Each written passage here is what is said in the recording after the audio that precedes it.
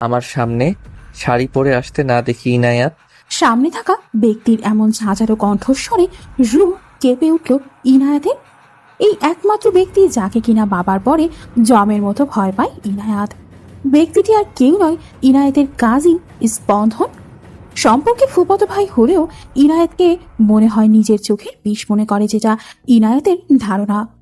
যৌথ ফ্যামিলির কারণে ইনায়েতের ফ্যামিলি তার স্পন্দনের ফ্যামিলি একসাথেই এক বাসায় থাকা হয়। স্পন্দনের মুখে নবাবী ধমক শুনে ফুপিয়ে ফুপিয়ে নিজ ঘরের দিকে দৌড় দেয় ইনায়াত। রুমের দরজাটা বন্ধ করে খাটের উপর বসে বালিশে মুখ গুজে কাঁদতে থাকে সে। লোকটা এমন কেন? যখনই কথা বলে তখনই ধমকের সুরে কথা বলে। জীবনে তো কোনো দিন আমার সামনে হাসি মুখে কথা বলল না। জন্মের পর্বত হয় তার মুখে কেউ মধু দিতে ভুলে গিয়েছিল। আয়নার সামনে বসে এক মনে হাতের চুড়ি কপালের টিপ এক এক করে খুলে নিল ইনায়াত। তার কথা একটাই, আর কোনোদিনও শাড়ি পরবে না সে। কত কষ্ট করে বান্ধবীদের কথায় আজ প্রথমবারের মতো শাড়ি পরেছিল সে, তাও আজ ভার্সিটিতে নবীনবরণ উৎসব ছিল বলে।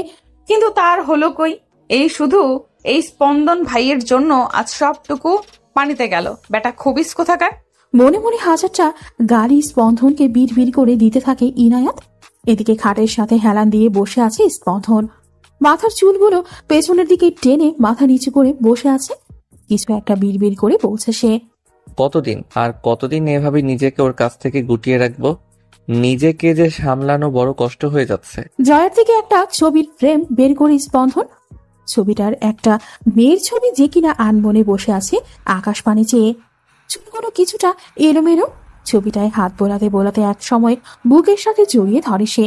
তারপর বাহিরের দিকে চেয়ে বলতে থাকে, কবে বলবো তোমায় আমার মনের জমানো সেসব কথা? কবে বুঝবি আমায়? কবে বড় হবি তুই ইনায়াত? কলিং বেলের আওয়াজ শুনে দরজা খুলে দেয় ইনায়াতের মা মিসেস তানহা। বাহির থেকে একটা মেয়ে মুচকি হেসে সালাম নেয়। মিসেস তানহাও সালামের উত্তর দিয়ে বলে ওঠে, আরে নিধি, ভিতরে এসো মা। নিধি ভেতরে প্রবেশ করে মিসেস তানহার সাথে। টুকটাক আলাপের পর সে বলে, আন্টি, ইনায়েত কোথায়? ও কি রুমে? মিসেস তানহা হ্যাঁ বলতেই নিধি পা বাড়ায় ইনায়াতের রুমের দিকে। রুমের দরজায় টোকা পড়তেই টনক নড়ে ইনায়াতের। বিছানা থেকে উঠে দরজা খুলতেই কেউ মাথায় চাটি মারে তার। খেয়াল করতেই দেখে নিধি রাগান্বিত চোখে দাঁড়িয়ে আছে। ইনায়াতকে দেখে ভ্রু কুচকে যায় আপনা আপনি নিধির। এবার সে একটু জোরেই ধমক দেয় ইনায়াতকে, বলে, কিরে, তোর আর তোর রুমের এই অবস্থা কেন? খেয়াল আছে কয়টা বাজে? আজকে নবীনবরণ উৎসব, তুই এখনো রেডি হসনি? নবাব যদি কোথাকার। ইনায়াত মুখ ফুলিয়ে অন্যদিকে তাকিয়ে রইল। ওই স্পন্দন ভাইয়ের জন্যই তো আমার সব রেডি হওয়া শেষ হয়ে গেল। বেটা শয়তান। ইনায়াতকে এভাবে বিড় করতে দেখে তার দিকে এগিয়ে গেল নিধি। কাঁধে ঝাঁকুনি দিতেই ধ্যান ভেঙে যায় ইনায়াতের। সে খেয়াল করে নিধি তার দিকে ভ্রু কুচকে তাকিয়ে আছে। এভাবে তাকাতে দেখে ইনায়াত কিছুক্ষণ পর দাঁত বের করে হেসে দেয়। যা দেখে নিধিও পাগড়ি বলে আলমারির কাছে চলে গেল। আলমারি খুলে একটা গাঢ় সবুজ রঙের চুড়িদার বের করে ইনায়াতের সামনে ধরে। তারপর তীক্ষ্ণ চোখে বলে, জাস্ট 5 মিনিট দিলাম তোকে, যা রেডি হয়ে আয়, তোর অবস্থা আরো খারাপ করে দিব আমি। ইনায়াতও মুখ ভেঙচি কেটে চলে যায়। ভার্সিটির প্রাঙ্গণে সুবিশাল স্টেজ সাজানো হয়েছে। তাছাড়া চারপাশেও রয়েছে নানা ধরনের কারুকাজ। নবীন বরণ উৎসবের কারণে ভার্সিটির সব স্টুডেন্ট একসাথে উপস্থিত হয়েছে। ইনায়েত এবার অনার্সের 2য় বর্ষের ছাত্রী, আর নিধি হলো ইনায়েতের একমাত্র বেস্ট ফ্রেন্ড। এক কথায় বোনের মতো। ভার্সিটি প্রাঙ্গণের থেকে ঠিক পশ্চিম প্রান্তে বিশাল এক কদম ফুলের গাছ। গাছটার নিচে বসার জন্য আসনও রয়েছে গুটি কয়েক। প্রায় স্টুডেন্টদের আড্ডা কেন্দ্র হওয়ায় এই জায়গা কদমতলা নামে বেশ পরিচিত। ইনায়াত আর নিধিও বর্তমানে সেই জায়গাটাতেই আছে। ইনায়াতের এবার বেশ রাগ লাগছে। নিধি ওকে দাঁড় করিয়ে আরামসে ফটোশুট করা শুরু করেছে, তাও গত 1 ঘন্টা যাবৎ। এবার ইনায়াত কিছু একটা বলতে যাবে, তার আগে নিধি এক প্রকার চিল্লিয়ে ওঠে, স্পন্দন। নামটা শুনেই পেছনে ফিরে তাকায় ইনায়াত। বাইকের হেলমেট খুলে লুকিং গ্লাসে তাকিয়ে চুলগুলো হাত দিয়ে ঠিক করে নিচ্ছে স্পন্দন। ব্ল্যাক কালার পাঞ্জাবি, হোয়াইট পাজামা, হাতে ম্যাচিং ওয়াচ আর চোখে সানগ্লাস। ব্যাস, সকল মেয়েদের হার্টবিট মিস করানোর জন্য এতটুকুই যথেষ্ট। স্পন্দন পুরো নাম স্পন্দন চৌধুরী। বাবা মায়ের একমাত্র আদরের সন্তান। অনার্সের ফাইনাল ইয়ার অর্থাৎ 4র্থ বর্ষের ছাত্র সে। আর ভার্সিটির প্রায় সকল মেয়েদের ক্রাশ। বাইক পার্কিং করে নিজের বন্ধু মহলের সাথে যোগ দেয় স্পন্দন। এদিকে ইনায়াতের অজান্তেই একজোড়া মায়াভরা দৃষ্টি ছুঁয়ে গিয়েছে তাকে, তা সে হয়তো জানেও না। নিধির দিকে চোখ গরম করে তাকাতেই বেচারি ভয়ে মিলিয়ে যায়। মনে মনে বলতে থাকে, এ লোকের সমস্যা কি? নিজে একদম ড্যাশিং হয়ে সেজে এসেছে, আর আমাকে আমাকে শাড়িটা পর্যন্ত পরতে দিল না। আর এই মেয়েগুলো লুচু এক একটা, কিভাবে চোখ দিয়ে গিলে খাচ্ছে। পরপর কয়েকবার গালি দিয়ে শান্ত হলো ইনায়াত। রাতের নিস্তব্ধ প্রহরে গিটারের টুংটাং শব্দ আর কারো গলার ঘোর লাগানো সুর ভেসে আসছে বারান্দা বরাবর। চোখের মধ্যে ঘুম ভাব থাকলেও মস্তিষ্ক জানান দিচ্ছে সেই প্রিয় চেনা সুরে। এক পর্যায়ে ঘুম ভেঙে যায় ইনায়াতের। ঢুলু ঢুলু চোখে পা বাড়ায় ব্যালকনির দিকে। কাছে আসার পর যেন অজানা ঘোরের অতরে হারিয়ে যাচ্ছে ক্রমশ ইনায়াত। স্বপ্নের বালুকায় কেউ কি পালুকায়, যদি না সে ভেজা দিন, ইচ্ছের হিমালয় হয় না কবু ক্ষয়, হৃদয়ে থাকে অমলিন। কিছু স্বপ্ন কিছু ইচ্ছে এই আমায় টেনে নিচ্ছে তোমার কাছে বারবার। কেউ না জানুক আমি তো জানি তুমি আমার, কেউ না জানুক তুমি তো জানো তুমি আমার। স্পন্দনের ঘোর লাগানো কণ্ঠে গানটা শুনে ইনায়েতের চোখ যেন পূর্বের থেকেও এক প্রশান্তির ঘুম এসে তাড়া দিচ্ছে। স্পন্দন প্রায়শই গভীর রাতে গিটার নিয়ে ব্যালকনিতে বসে পড়ে আর সুর তোলে। আর সেটারই সুযোগ নিয়ে ইনায়েতও সবসময় চুপি চুপি ব্যালকনিতে এসে স্পন্দনের গিটারের টুংটাং শব্দ আর গান শোনে। উপর আর নিচতলায় বরাবর একই রুম হওয়ায় ব্যালকনিও পাশাপাশি। গান শোনার এক পর্যায়ে ব্যালকনিতে বসেই ঘুমের রাজ্যে হারিয়ে যায় ইনায়াত। আর এদিকে স্পন্দনও গিটার রেখে রুমে চলে যায়। মাঝরাতে হুটহাট সুর তুললে কেন জানি তার মনের মধ্যে এক অদ্ভুত প্রশান্তি মেলে। সকালের মিষ্টি রোদ চোখে পড়তেই ভ্রুকুটি আপনা আপনি কুঁচকে যায় ইনায়াতের। চোখ খুলতেই নিজেকে আবিষ্কার করে বারান্দায়। কাল রাতের কথা মনে পড়তেই আনমনে হেসে দেয় সে। দেয়াল ঘড়ির দিকে খেয়াল করতেই দেখে ঘড়িতে 8টা বাজে সকাল। রাতে দেরি করে ঘুমানোর জন্য বেশ দেরি করে ঘুম ভেঙেছে ইনায়াতের। ফ্রেশ হয়ে ভার্সিটির জন্য রেডি হয়ে নেয় ইনায়াত। ব্রেকফাস্টের জন্য ডাইনিং রুমে যেতেই দেখে টেবিলে বসে আয়েশ করে ব্রেকফাস্ট করছে স্পন্দন। আর ইনায়াতের মা মিসেস তানহাও সাদরে খাবার বেড়ে দিচ্ছে স্পন্দনের পাতে। মাঝে মাঝে ভেবে পায় না ইনায়াত নিজের ঘর থাকতে এ বাসায় এসে পড়ে থাকার কারণ। এদিকে ইনায়াতের দিকে চোখ যেতেই বারবার তাকে খুঁটিয়ে খুঁটিয়ে দেখে স্পন্দন। পরনে পার্পেল রঙের লং কুর্তি, স্বচ্ছ সাদা রঙের হিজাব প্যাঁচানো, সাথে কালো কাজল আর ঠোঁটের কোণে কালচে একটা তিল। ব্যাস, স্পন্দনকে ঘায়েল করার জন্য এতটুকুই যথেষ্ট। চেয়ার টেনে টেবিলে বসতেই মিসেস তানহা বলে ওঠে, ঘুম থেকে উঠেছিস তাহলে? নে তাড়াতাড়ি খেয়ে নে। আর শোন, আজকে এক কাজ কর, তুই স্পন্দনের সাথে ভার্সিটি চলে যা। এতক্ষণ আনমনে বসে পাউরুটি চিবাচ্ছিল ইনায়াত। মায়ের কথা শুনে শুকনো ঢোক গিরে সে মনে মনে বলে, স্পন্দন ভাইয়ের সাথে যাওয়া আর আজরাইলের সাথে যাওয়া এক কথা, একটা খবিস কোথাকার। কিছুটা আমতা আমতা করতেই স্পন্দন বলে ওঠে, তাড়াতাড়ি খেয়ে নাও, আমি বাহিরে আছি। স্পন্দনের বলা গম্ভীর কণ্ঠ শুনে মনে মনে দোয়াদুলি পড়তে থাকে আর নাস্তা করে নেয় ইনায়াত। বাহিরে আসতেই দেখে স্পন্দন বাইকের সাথে হেলান দিয়ে দাঁড়িয়ে আছে। ইনায়াতকে দেখে চোখের ইশারায় ডাকতেই সেও চলে যায়। বাইকের হেলমেট পরে স্টার্ট দিতেই ছুটে চলে দুজন ভার্সিটির উদ্দেশ্যে। বৃষ্টি শেষে এক শীতলতার পরশ মাখা সকালে বাহিরের পরিবেশটাও বেশ ঠান্ডা হয়ে উঠেছে। বাইকে থাকার কারণে শোষো বাতাস যেন শরীরে আসতে পড়ছে বারবার। আর সেটা খুব তৃপ্তির সাথে উপভোগ করছে ইনায়াত। সে যে বর্তমানে স্পন্দনের সাথে রয়েছে সেদিকে কোনো খেয়াল নেই তার। সে তো প্রকৃতি নিয়ে মত্ত। বাইকটি ব্রেক কষতেই হুঁশ ফিরে ইনায়াতের। খেয়াল করে দেখে তারা ভার্সিটিতে পৌঁছে গিয়েছে। এতক্ষণ খেয়াল না করলে ও এবার স্পন্দনের দিকে নজর পড়ে ইনায়াতের। পরনে ব্ল্যাক জিন্স, ডার্ক ব্লু রঙের শার্ট, শার্টের হাতাটা কোনি পর্যন্ত ফোল্ড করা, আর ব্ল্যাক ওয়াচ। সব মিলিয়ে যেন অসাধারণ। কারো হাতের তুড়ি বাজানোর শব্দ কানে আসতেই ভাবনার সুতো কেটে যায় ইনায়াতের। যে দেখে স্পন্দন তার দিকে ভ্রু কুচকে তাকিয়ে আছে, যা দেখে নিজেরই লজ্জা লাগে তার। কিছু বলার পূর্বেই পেছন থেকে নিধির কণ্ঠস্বর শুনে ঘুরে তাকায় ইনায়াত। তাকিয়ে দেখে নিধি দাঁড়িয়ে আছে এবং হাতের ইশারায় তাকে ডাকছে। তাই আর কথা না বাড়িয়ে স্পন্দনকে উদ্দেশ্য করে শুধু যাচ্ছি বলে নেয় ইনায়াত। আর স্পন্দন বিনিময়ে একটা মুচকি হাসি দেয়। ইনায়াত যেতেই পেছন থেকে কেউ স্পন্দনের কাঁধে হাত রাখে। পেছন দিকে নজর দিতেই স্পন্দনের মেজাজ বিগড়ে যায়, কেননা তার ঠিক সামনে দাঁড়িয়ে আছে হৃদিতা, তার ব্যাচেরই ক্লাসমেট। তবে স্পন্দন হৃদিতাকে একদম সহ্য করতে পারে না তার বিহেভিয়ারের জন্য। সব সময় গায়ে পড়ে থাকে, আর হৃদিতার ন্যাকা ন্যাকা কথা শুনে আরো রাগ লাগে স্পন্দনের। বোঝে না সে এত অপমান করার পরেও কিভাবে একটা মেয়ে তার পেছনে পড়ে থাকে। চোখ গরম করে তাকাতেই হৃদিতা হাত নামিয়ে নেয়, তারপর বলে, হে স্পন্দন, কখন এলে তুমি? জানো আমি তোমাকে কত মিস করেছি। I am very happy. I miss you Spandan. Spandan এবার বেশ বিরক্ত বোধ করছে। সে হৃদিতাকে উদ্দেশ্য করে চলে যেতে নেয়, তখনই পেছন থেকে হৃদিতা বলে ওঠে, আরে স্পন্দন, কোথায় যাচ্ছ? আর তোমার সাথে একটু আগে যে মেয়েটাকে দেখলাম, সে কে? এমন ক্লোজলি দাঁড়িয়ে কি কথা বলছিলে? দেখতে তো মেয়েটা পুরাই কেউ। এ কথা শুনে স্পন্দনের মাথায় ধপ করে আগুন জ্বলে উঠল। কর্কশ শব্দে হৃদিতাকে উদ্দেশ্য করে বলে ওঠে, don't dare Ridita, enough is enough. তোমার সাহস হয় কি করে ইনায়াতকে গেও মেয়ে বলার? এতদিন কিছু বলিনি তাই ভেবো না মাথায় চড়ে বসেছ। এভরিথিং হ্যাজ এ লিমিট, আর তুমি তোমার লিমিট ক্রস করে যাচ্ছ। এবার হৃদিতার রাগে চিৎকার করে বলে, কেন? ওই মেয়ে কে হয় তোমার, যে তোমাকে ওই ইডিয়ট মেয়ের জন্য এত কথা শোনাচ্ছ? Who the hell is she? Spandan এবার না পেরে ঠাস করে একটা থাপ্পড় বসিয়ে দেয় হৃদিতার গানে। ভার্সিটির সবাই যেন অবাক দৃষ্টিতে তাকিয়েছে স্পন্দন আর হৃদিতার দিকে। স্পন্দন গর্জে উঠে বলে, জাস্ট শাট আপ রিদিতা, অনেক হয়েছে আর না। You want to know who is she, right? Now listen, she is লাভ।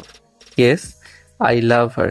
সবাই অবাক হয়ে আছে, কেননা যে স্পন্দন কিনা আজ পর্যন্ত কোনো মেয়ের সাথে ভালো করে কথা বলেনি, যে কিনা সবার ক্রাশ, সে একজনকে ভালোবাসে। হৃদিতার গাল বেয়ে টপ টপ করে পানি পড়ছে। তবে সে যে হিংস্র হয়ে উঠছে মনে মনে তা অজানা। ওখান থেকে রাগে গজগজ করতে করতে চলে আসে সে। হাতে থাকা ফোনটা মেঝেতে ছুঁড়ে মারতেই তা খন্ড খন্ড হয়ে যায়। রাগে ফুঁসতে ফুঁসতে বলে, ওই লো ক্লাস মেয়ের জন্য আমাকে অপমান করলে, তাই না স্পন্দন? আমার মধ্যে কি নেই যা ওর মধ্যে রয়েছে? ভালোবাসা? ভালোবাসা মাই ফুট। গুড়িয়ে দেবো আমি ওই ভালোবাসা মিস্টার স্পন্দন। আর ইয়ান, সে তো বুঝতেও পারবে না তার সাথে কি হতে চলেছে। Just wait and watch. এসব বলেই ভার্সিটি প্রস্থান করে হৃদিতা। ওদিকে ইনায়েতের ক্লাস চলছে। মনোবিজ্ঞান বিভাগের টিচার ক্লাস নিচ্ছেন আর টপিক বোঝাচ্ছেন, কিন্তু তাতেও যেন কোনো হেলদোল নেই ইনায়েতের। সবচেয়ে বিরক্তকর ক্লাস হলো তার কাছে এটা। পড়াশোনায় একদম ভালো না, একদম খারাপও না, মোটামুটি ধরনের স্টুডেন্ট সে। চোখে ঘুম ঘুম ভাব এসে জড়ো হতেই পাশ থেকে নিধি কলমের খোঁচা দেয় ইনায়াতকে। বিরক্তিকর চেহারা নিয়ে তাকাতেই নিধি ফিস ফিস করে বলে ওঠে, আরে দোস্ত, ঘুমিয়ে পড়িস না। এই টাকলা বেটা যদি তোকে ঘুমাতে দেখে নির্ঘাত ক্লাস থেকে বের করে দিবে, সাথে কথা বলার অপরাধে আমাকেও বের করে দিবে। নিধির এমন কথা না হেসে পারে না ইনায়াত। তখনই ক্লাসে দৌড়াতে দৌড়াতে আসে বাঁধন। বাঁধন হলো ইনায়াতের আর নিধির ফ্রেন্ড।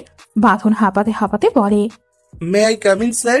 এতক্ষণ স্যার ক্লাসে টপিকস বোঝাচ্ছিলেন। কারো ডাকে পেছনে ফিরতেই দেখে বাঁধন দাঁড়িয়ে আছে। চশমাটা একটু ঠিক করে বলে উঠলেন, বাঁধন মিয়া, আপনি? আরে আমি তো অমাবস্যার রাতে পূর্ণিমার চাঁদ দেখতে পাচ্ছি। আমি কি একাই দেখছি নাকি বাকি সবাইও তাই দেখছো? সাথে সাথে ক্লাসে হাসির রোল পড়ে যায়। কেননা বাঁধন একদিন আসে তো আবার 1 মাস ভার্সিটিতে আসে না, যার কারণে তাকে নিয়ে বেশি সমালোচনা হয়ে থাকে। বাঁধন মুখটা কাচুমাচু করে দাঁড়িয়ে আছে। একটু পর স্যার বলে কামিন। সাথে সাথে সে ক্লাসে প্রবেশ করে আর ইনায়াত নিধির ঠিক সামনের সিটটায় গিয়ে বসে। যথারীতি সময়ে ক্লাস শেষ হবার পর বাঁধন ইনায়াতকে ডাক দেয়, আরে জানিস আজ ভার্সিটিতে কি হয়েছে? আজ আমাদের সিনিয়র ব্যাচের সব মেয়েদের ক্রাশ আজকে রীতিতাকে সর মেরেছে। কথাটা শুনতে দেরি, কিন্তু বুঝতে দেরি হলো না ইনায়াতের যে এ আর কেউ নয়, স্পন্দন। বাঁধনের মুখে সব ঘটনা শুনে অবাক হয়ে যায় ইনায়াত। কেননা তার মতে স্পন্দন কোনো মেয়ের দিকে ভালো করে তাকায়ও না, আর সে নাকি হৃদিতাকে চর মেরেছে। ক্লাস শেষে ক্যান্টিনে বসে আড্ডায় ব্যস্ত থাকে সবাই, আর সেখানে ইনায়াত আর নিধিও কম নয়। আড্ডার এক পর্যায়ে সেখানে উপস্থিত হয় স্পন্দন, সাথে তার ব্যাচও। নিধি গল্পের এক পর্যায়ে থমকে যায়, চোখ দুটো যেন স্থির হয়ে আছে কোনো এক প্রান্তে। ইনায়াত বসে বসে কফি খাচ্ছিল। নিধির দিকে চোখ পড়তে এসে দেখে আনমনে বসে এক দৃষ্টিতে কোনো কিছুর দিকে তাকিয়ে আছে সে। নিধিকে অনুসরণ করে পাশে তাকাতেই পাশের টেবিলে বসা রয়েছে স্পন্দন আর তার ফ্রেন্ড আয়ান। নিধিকে হালকা খোঁচা দিতেই বাস্তবে ফিরে আসে সে। কিছু জিজ্ঞেস করবে তার আগেই নিধি ইনায়াতকে বলে, সরি ইনো, আমার একটা কাজ মনে পড়ে গেল, আমাকে যেতে হবে। এইটুকু বলেই নিধি চলে যায় আর ইনায়াত ভাবতে থাকে কি হলো মেয়েটার? রাস্তায় আনমনে হেঁটে চলেছে নিধি। মাথার ভেতর শুধু একটাই চেহারা বারবার ঘুরপাক খাচ্ছে। সে বারংবার ভেবে চলেছে একটা কথা, সে এখানে কিভাবে এলো, কেন এলো?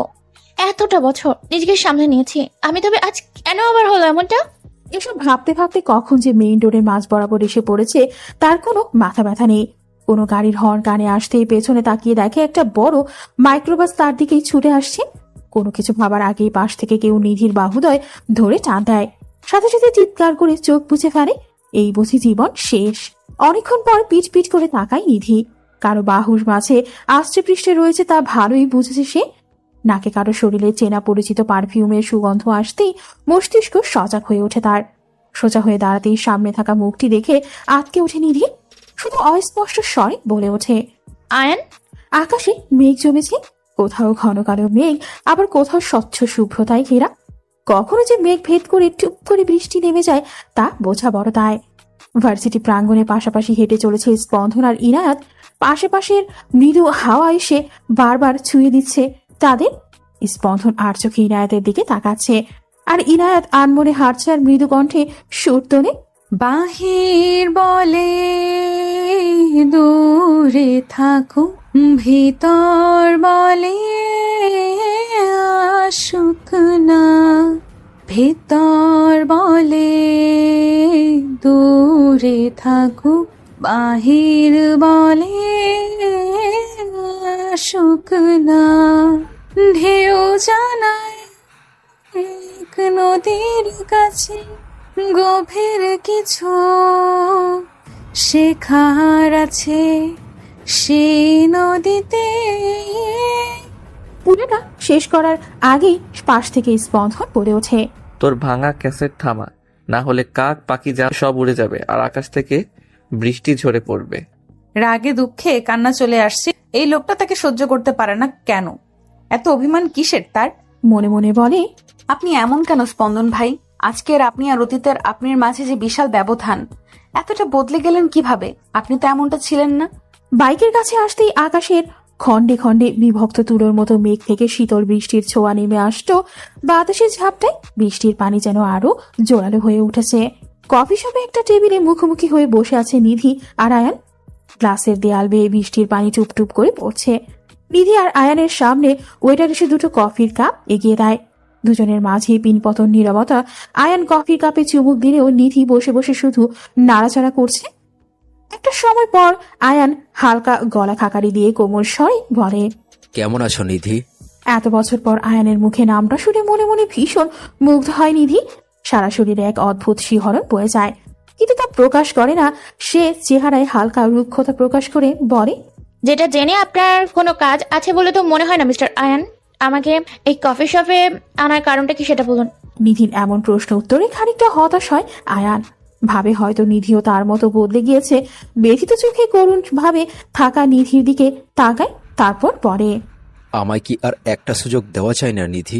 বিশ্বাস করো, আমি আগের মতো হয়ে গিয়েছি। তোমায় সেদিন ফিরিয়ে দেওয়ার পর আমি বুঝতে পেরেছিলাম যে সেই সিদ্ধান্তটা আমার জীবনের কত বড় ভুল ছিল। হেরে গিয়েছিলাম আমি ভালোবাসার কাছে। আমি উপলব্ধি করেছি ভালোবাসা কি, কিন্তু ততদিনে আমি তোমাকে হারিয়ে ফেলেছিলাম। অনেক খুঁজেছি, কি পাইনি, কিন্তু আজ ক্যান্টিনে তোমাকে দেখে মনে হয়েছিল সব ফিরে পেয়েছি। প্লিজ ফরগিভ মি নিধি। কথাগুলো শুনে বুকটা ধক করে ওঠে নিধি। মনের মধ্যে সবকিছু অশান্ত হয়ে যাচ্ছে। না, এখানে থাকা যাবে না আর। অনেক কষ্টে কাঠখড় পুড়িয়ে এতদিন নিজেকে সংযত করেছে সে। গভীর কণ্ঠে বলে, দেখুন mister Ayan, everything has a past. এটা তো একটা পাস্ট ইনসিডেন্ট, সো বেটার হবে আপনি এগুলো ভুলে যান। আমার বিশ্বাস সেই শব্দটির অর্থ কি আপনি আদৌ জানেন? Please move on. এতটুকু বলি চেয়ার থেকে উঠে হাঁটা দেয় নিধি। পেছন পেছন একবারও তাকায় না। যদি দুর্বল হয়ে পড়ে তাহলে। এদিকে আয়ান নিধির যাওয়ার পানে তাকিয়ে দীর্ঘশ্বাস ফেলে। তবে কি আসলেই নিধিকে আর পাবে না কোনোদিন সে? চাওয়া শেষ করে দাঁড়িয়ে চুল মুছতে ব্যস্ত ইনায়াত। একটু পর হাঁচি দিতে দিতে অবস্থা খারাপ। বুঝতে দেরি নাই যে তার ঠান্ডা লেগে গিয়েছে। বৃষ্টিতে আধ ভেজা হয়ে একটা ছাউনির নিচে দাঁড়িয়েছিল স্পন্দন আর ইনায়াত। বৃষ্টি থামলে বাইকে করে দুজনে বাসায় চলে আসে। বর্তমানে ইনায়াতের মনে একটা কথাই চলছে, স্পন্দন ভাই কেমন আছেন? তার কিছু হয়নি তো? দরজায় টোকা পড়তেই চমকে ওঠে ইনায়াত। দরজা খুলে দেখে ইনায়াতের মা মিসেস তানহা দাঁড়িয়ে আছেন দরজার ওপাশে। হাতে নিয়ে এসেছেন দুধের গ্লাস। ভেতরে প্রবেশ করে গ্লাসটা টেবিলে রেখে দেয় মিসেস তানহা। মেয়েকে উদ্দেশ্য করে বলেন, কি দরকার ছিল বৃষ্টিতে ভেজার? এই বৃষ্টিতে ভিজে নিজে তো ঠান্ডা লাগিয়েছিস, স্পন্দেরও নাকি জ্বর এসেছে। নাও এই হলদি দুধ খেয়ে নাও, আমি যাই গিয়ে স্পন্দনকে দেখে আসি। স্পন্দনের কথা শুনতেই বুকটা ধক করে উঠল ইনায়াতের। তার জ্বর এসেছে, এখন কি অবস্থা কে জানে। স্পন্দনের ফ্ল্যাটের সামনে দাঁড়িয়ে আছে ইনায়াত। মনের দ্বিধাবোধ করছে এখন যাওয়া উচিত কিনা। কিছুক্ষণ পর পর খানিকটা সাহস করে কলিং বেল চাপ দেয়। কয়েক সেকেন্ড পর দরজা খুলে দেয় স্পন্দনের মা মিসেস সাবিনা। ইনায়াতকে দেখে হাসি মুখে বলে ওঠেন, নায়াত, কেমন আছিস মা? বাইরে কেন, ভেতরে এসো। ইনায়াতও গুটি গুটি পায়ে ভেতরে প্রবেশ করে। ঠিক 2 বছর পর আবারও এলো স্পন্দনের ফ্ল্যাটে। ভেতরে আসতেই টুকিটাকি কথা হয় স্পন্দনের মা মিসেস সাবিনার সাথে। কথার এক পর্যায়ে ইনায়াত আমতা আমতা করে জিজ্ঞেস করে, খুবই শুনেছি স্পন্দন ভাইয়ের নাকি জ্বর এসেছে, সে এখন কেমন আছে? আমিও জলপট্টি দিয়েছিলাম, এখন হালকা কমেছে, ভেতরে শুয়ে আছে, তুমি চাইলে একবার দেখে আসো। স্পন্দনের রুমে যাওয়ার কথা শুনে হালকা ইতস্তত বোধ করে ইনায়াত। মনে শত অভিমান জমা থাকলেও উঠে দাঁড়ায় সে। রুমের দরজা হালকা খুলে ভেতরে একবার পরখ করে নেয় সে। স্পন্দন ঘুমিয়ে আছে। ধীর পায়ে রুমে প্রবেশ করে সে। রুমটায় প্রবেশ করতেই দেখে রুমটা এখনো পূর্বের মতোই সাজানো। খাটের উপর দেয়ালে বড় করে একটা ফ্রেমে বন্দি স্পন্দনের ছবি। তাছাড়া ঘরের এক প্রান্তে রয়েছে ছোট একটা বুকশেলফ। ধীর পায়ে খাটের সামনে যেতেই দেখে স্পন্দন ঘুমিয়ে রয়েছে। জ্বরের কারণে চোখ মুখ শুকিয়ে গেলেও তাতে যেন অদ্ভুত আকর্ষণীয় লাগছে।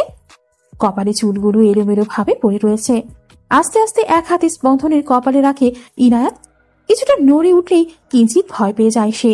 খেয়াল করে স্পন্দন কিছু একটা বিড়বিড় করে বলছে।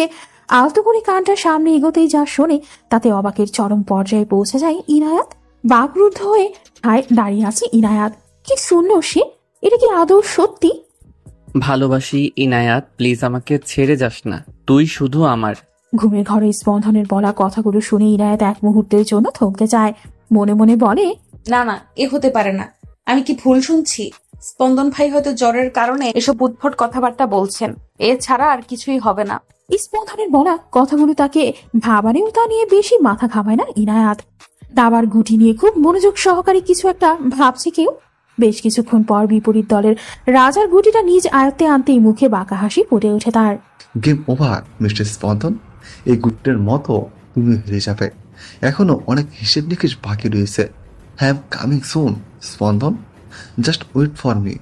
সকালের রোদের সোনালি আলোর ঝলকানি পর্দা ভেদ করে চোখে পড়তেই ঘুম ছুটে যায় স্পন্দনের। চোখ পিট পিট করে তাকায় সে। ঘড়ির দিকে খেয়াল করতেই দেখে সকাল বাজে 9:38। জ্বরের কারণে মাথাটাও বেশ ঝিমঝিম করছে। বিছানা ছেড়ে উঠে দাঁড়াতেই কাল রাতের কিছু একটা স্পষ্ট অবয়ব মনে পড়ে তার। তবে কি ইনায়াত এসেছিল এখানে? কিন্তু ওর তো আসার কথা না। স্পন্দন আর দেরি করে না, নিজের ড্রয়ার খুলে ভালো করে চেক করে স্বস্তির নিঃশ্বাস ফেলে সে। না, সবকিছু ঠিক আছে। ভার্সিটির জন্য রেডি হয়ে বাসা থেকে বের হতেই পেছন থেকে ডাক দেয় কেউ। ইনায়াত।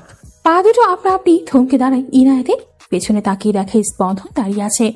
উস্কো খুস্কো চুল, পরনে লেমন টি শার্ট আর ব্লু কালার ট্রাউজার। ইনায়াত ভেবে পায় না এই লোকটা যেমনই থাক না কেন তার কাছে সবসময় আকর্ষণীয় লাগে, বিশেষ করে স্পন্দনের হাসিটা। স্পন্দন সামনে এসে দাঁড়াতেই ভাবনা কেটে যায় ইনায়াতের। স্পন্দন কিছুটা গম্ভীর গলায় জিজ্ঞেস করে, তুই কি কাল আমার রুমে গিয়েছিলি ইনায়াত? ব্যাস, এই কথাটারই ভয় পাচ্ছিল ইনায়াত। এখন কি বলবে সে? এটা যে হ্যাঁ আমি গিয়েছিলাম যদি আবার ওই দিনের মতো ধমক দিয়ে দেয় তাহলে? ইনায়াত কিছুটা কাঁপা কাঁপা স্বরে বলে, হ্যাঁ আমি গিয়েছিলাম কালকে, কিন্তু বিশ্বাস করুন আমি শুধু আপনার জ্বর আসার কথা শুনে গিয়েছিলাম, আমি আর যাব না। এবার স্পন্দনের বেশ বিরক্ত লাগে। মেয়েটা বেশি বুঝে কেন? সব সময় 2 লাইন বেশি না বুঝলে মনে হয় না। কিছুটা দাঁতে দাঁত চেপে বলে উঠল, আমি কি একবারও বলেছি তোকে আমার রুমে না আসতে? সব সময় বেশি বোঝা ভালো না।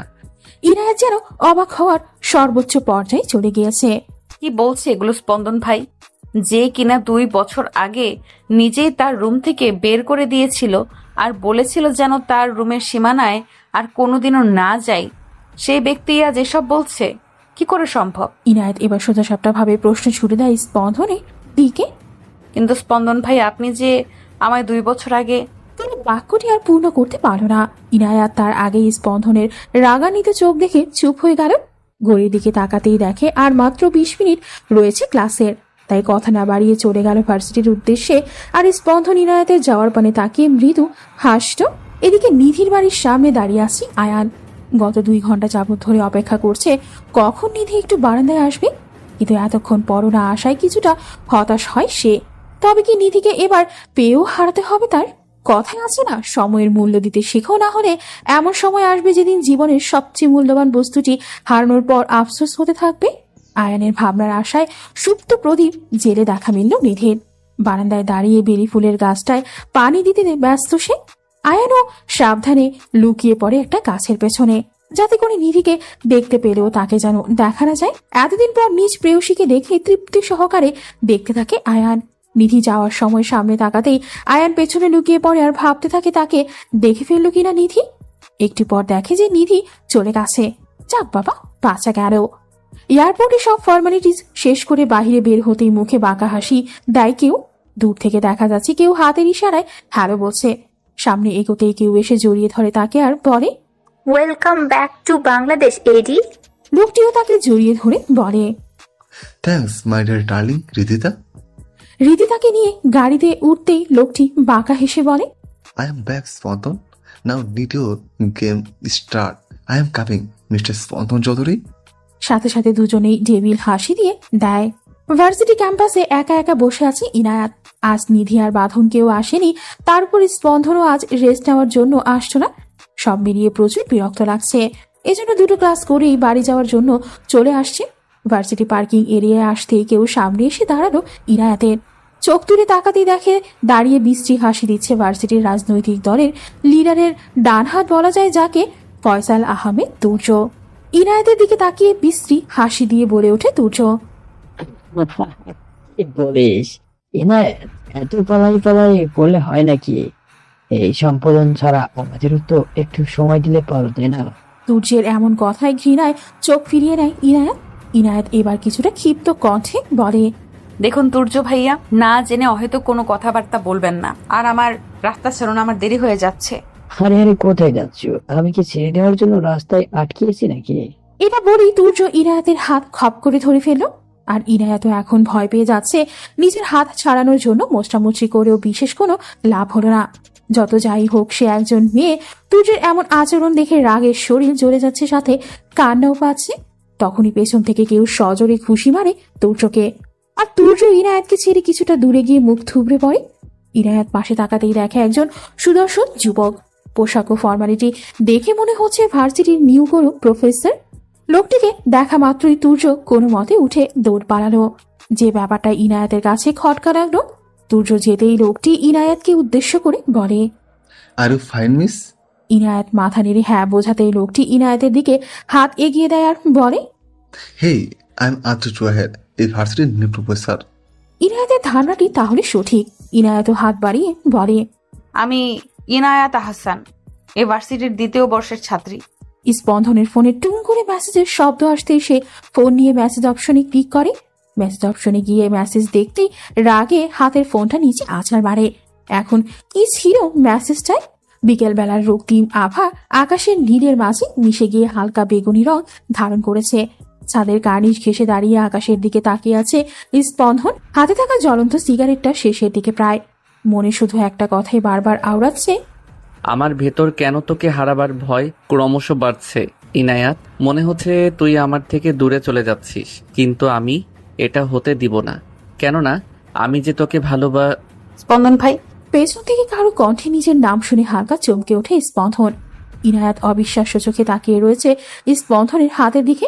ক্ষীণ কণ্ঠে স্পন্দনকে জিজ্ঞেস করে, স্পন্দন ভাই, আপনার হাতে সিগারেট কেন? স্পন্দন এবার কিছুটা ভরকে যায়, কিছুটা তুতলি বলতে থাকে, কই, আর তুই এখানে কি করছিস? স্পন্দনের এমন কথা বলার ভঙ্গি দেখে ভ্রু দুটি উচকে যায় ইনায়াতে। এবার সে এগিয়ে যায় স্পন্দনের দিকে। সে তো এমন ছাইপাশ কখনো ছুঁয়েও দেখে না, তাহলে আজ এইসব কি? স্পন্দন ততক্ষণে হাতে থাকা সিগারেটটা পায়ের নিচে ফেলে পিষে ফেলেছে, কিন্তু তাতেও বিশেষ কোনো লাভ হল না। ইনায়াত সামনে এসে দাঁড়িয়ে নাক সিটকায়। কেননা আশেপাশে সিগারেটের ধোয়ার কিছু অংশ এখনো রয়ে গেছে, যা ইনায়াতের নাকে এসে নাকে হাত দিয়ে বলে, আপনি খুব খারাপ স্পন্দন ভাই, আগে তো কখনো দেখিনি আপনাকে এসব খেতে। আমি আজই গিয়ে ফুপিকে বলে দিব। এ কথা বলেই ছাদ থেকে চলে যেতে নাই ইনায়াত। তখনই পেছন থেকে স্পন্দন ইনায়াতের হাত ধরে টান মারে। আচমকা হাতে টান পড়াই ঘুরে একদম স্পন্দনের সামনে এসে পড়ে ইনায়াত। এতটা কাছাকাছি এসে যেন নিঃশ্বাস নিতেও ভুলে গিয়েছে ইনায়াত। দুজনের মাঝেই পিনপতন নীরবতা। ইনায়াতের চোখ স্পন্দনের চোখ বরাবর। এ কেমন মাদকতা আপনার চোখে স্পন্দন ভাই? নিজের অজান্তে বিড়বিড় করে একথা বলে ইনায়াত। স্পন্দন এবার কিছুটা ঝুঁকে যায় ইনায়াতের দিকে, ফিস ফিস করে বলে, তা কি বলবি মাকে যে আমি সিগারেট খাই, ছাইপাস খাই? স্পন্দনের এমন ফিসফিস করা আওয়াজে ইনায়াতের সারা শরীর জুড়ে এক অদ্ভুত শিহরণ বয়ে যায়।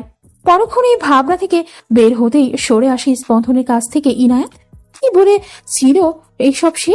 আর এই অনুভূতির নামই বা কি তাহলে? রাতের টিমটিমে আলোয় ব্যালকনিতে কফির কাপ হাতে উদাসীন হয়ে দাঁড়িয়ে আছে নিধি। দৃষ্টি তার বাহিরের দিকে, কিন্তু মনের ভেতর চলছে হাজারো চিন্তা ভাবনা। কেন এলে তুমি আবার? ভালোই তো ছিলাম আমি তুমি বিহীন, নিজেকে গুটিয়ে নিয়েছিলাম সেসব আবেগ অনুভূতি থেকে, কিন্তু ভাগ্য আমাকে আবারও তোমার সামনে এনে দিল। কেন আয়ান? ফোনের রিংটোন শুনে পেছনে তাকিয়ে দেখে ফোনটা বেজে চলছে টেবিলের ওপর, আর সেখানে প্রিয় নামটা জলজল করছে। প্রিয় নামটা দেখে মুহূর্তেই চমকে ওঠে নিধি, কেননা প্রিয় নামটা যে আয়ানের। সে কেন তাকে ফোন করছে? কি চাই তার? পরপর কয়েকবার বাজার পর আপনা আপনি কেটে গেল। সে ধরবে না ফোন। কেন ধরবে? তাকে দেয়া কষ্টগুলো এখনো বুকের গভীরে জমা রয়েছে তার প্রতি পাহাড় সমান অভিমান। চাইলে কি তা আদৌ শেষ করে দেওয়া যায়? কিছুক্ষণ পর ফোনে টুং করে আওয়াজ হলো। মেসেজেও প্রিয় নাম্বারটা সবার আগে তাতে লেখা। প্লিজ নিধি, একটাবার শুধু আমার ফোনটা রিসিভ করো প্লিজ। তা দেখে ফোনটা আস্তে করে বন্ধ করে ড্রয়ারে রেখে দিল নিধি। চায় না সে অতীতের সম্মুখীন হতে, অন্তত এটুকু বুঝতে পেরেছে ভালোই যে আজ রাতে ঘুম নামবে না। ইজি চেয়ারটাতে চুপটি করে বসে পড়ল নিধি।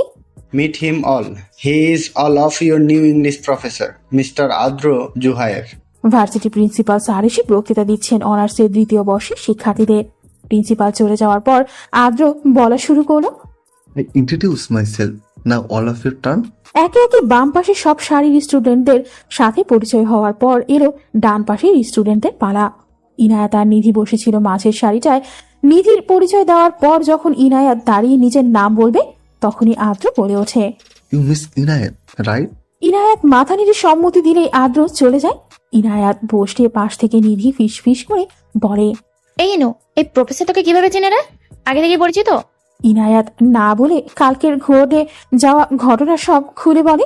সবটা শুনে নিধি বলে ওঠে, ওই তোর জন্য তো মন চাচ্ছে উগান্ডায় পাঠাই দেই। ভাগ্যিস কালকে আদ্র স্যার ছিল। আর ভালো কথা, স্পন্দন ভাইয়া কোথায় ছিল? এই স্পন্দন নামটা শুনতেই কাল বিকেলের ঘটনা মনে পড়ে যায় ইনায়াতের। সাথে সাথে লজ্জারে এসে ভিড় জমায় ইনায়াতের মুখে। টেবিলের ওপর হুইস্কির গ্লাসটা হাত দিয়ে কেউ ঘোরাচ্ছে, আর দেয়ালে আটকানো দুটো ছবির ওপর চোখ দুটো স্থির। কিছুক্ষণ পর হুইস্কিটা এক চুমুকে খেয়ে বলতে থাকে, আর মাত্র কয়েকটা ধাপ, then you will be finished Spandan Chowdhury. আমার প্ল্যানের প্রথম ধাপ পেরোনো শেষ। দেয়ালে টাঙ্গানো স্পন্দনের ছবিটায় রেড পেন দিয়ে ক্রস চিহ্ন এঁকে দেয় এটি। তার পাশেই রয়েছে আরেকটা ছবি। ছবিটা হাতে নিয়ে বিড় করে বলতে থাকে, এই মেয়েটার মাঝে তো কিছু তো আছে, যা স্বপ্নের থেকেও বেশি। আর কারো এই হুস্কি তো কিছুই না তোমার সামনে মিস ইনায়েত। পাশ থেকে রিদিতা উঠে এডির পাশে দাঁড়ায় আর কাঁধে হাত রেখে বলে, Oh, Eddie, I really missed you. Let's do that. বাঁকা হেসে রিদিতা তার ঠোঁট দুটো এগিয়ে দেয় এডির দিকে। এডিও এগিয়ে জড়িয়ে ধরে রিদিতার কোমর। ধীরে ধীরে মিলিয়ে যায় একে অপরের মাঝে। 1.5 ঘন্টা যাবৎ ম্যাথমেটিক্সের একটা টার্ম কিছুতেই বুঝতে পারছে না ইনায়াত। কলমের হেড কামড়াতে সেটার বেহাল দশা, তবুও কিছু বুঝতে পারছে না সে। কিছুক্ষণ পর ইনায়াতের মা মিসেস তানহা রুমে প্রবেশ করে মেয়েকে চিন্তিত দেখে এগিয়ে গিয়ে মেয়ের মাথায় হাত বুলিয়ে দিতে লাগলেন। হঠাৎ মাথায় কারো স্পর্শ পেয়ে পিড়ে চমকে ওঠে ইনায়াত। মাকে দেখে মুচকি হাসি দেয় সে। কিরে, কিছু কি হয়েছে? তোকে এমন চিন্তিত দেখাচ্ছে কেন? ইনায়াত এবার কাঁদো কাঁদো স্বরে মাকে বলে, আসলে মা, একটা ম্যাথ টার্ম কিছুতেই পারছি না। এটা না পারলে ওই পেট মুটো থুকু কবির স্যার নির্ঘাত আমায় বের করে দিবে। মেয়ের এমন কথায় হেসে দেন মিসেস তানহা, আর সেটা দেখে ইনায়াত মুখ ফুরিয়ে দেয়। সমস্যা কি তাহলে? স্পন্দনের কাছে যা, ওর কাছে হেল্প নে। মুহূর্তে মুখটা কালো আধারে ঢেকে যায়, কেননা এই ম্যাথ নিয়ে স্পন্দনের কাছে যাওয়া আর যমরাজের কাছে যাওয়া একই কথা। মাথা নিচু করে বসে আছে ইনায়াত। স্পন্দনের কাছে আসার পর এ পর্যন্ত না হলেও 5-6 বার ধমক খেয়েছে। বোঝানোর এক পর্যায়ে স্পন্দনের ফোনে কল আসতেই সে চলে যায় বারান্দায়। এদিকে ইনায়াতের হঠাৎ নজর পড়ে টেবিলের কর্নারে রাখা নীল ডায়েরিটার উপর। কি আছে তাতে? যদি স্পন্দন ভাইয়ের প্রেমিকার নাম লেখা থাকে তাহলে?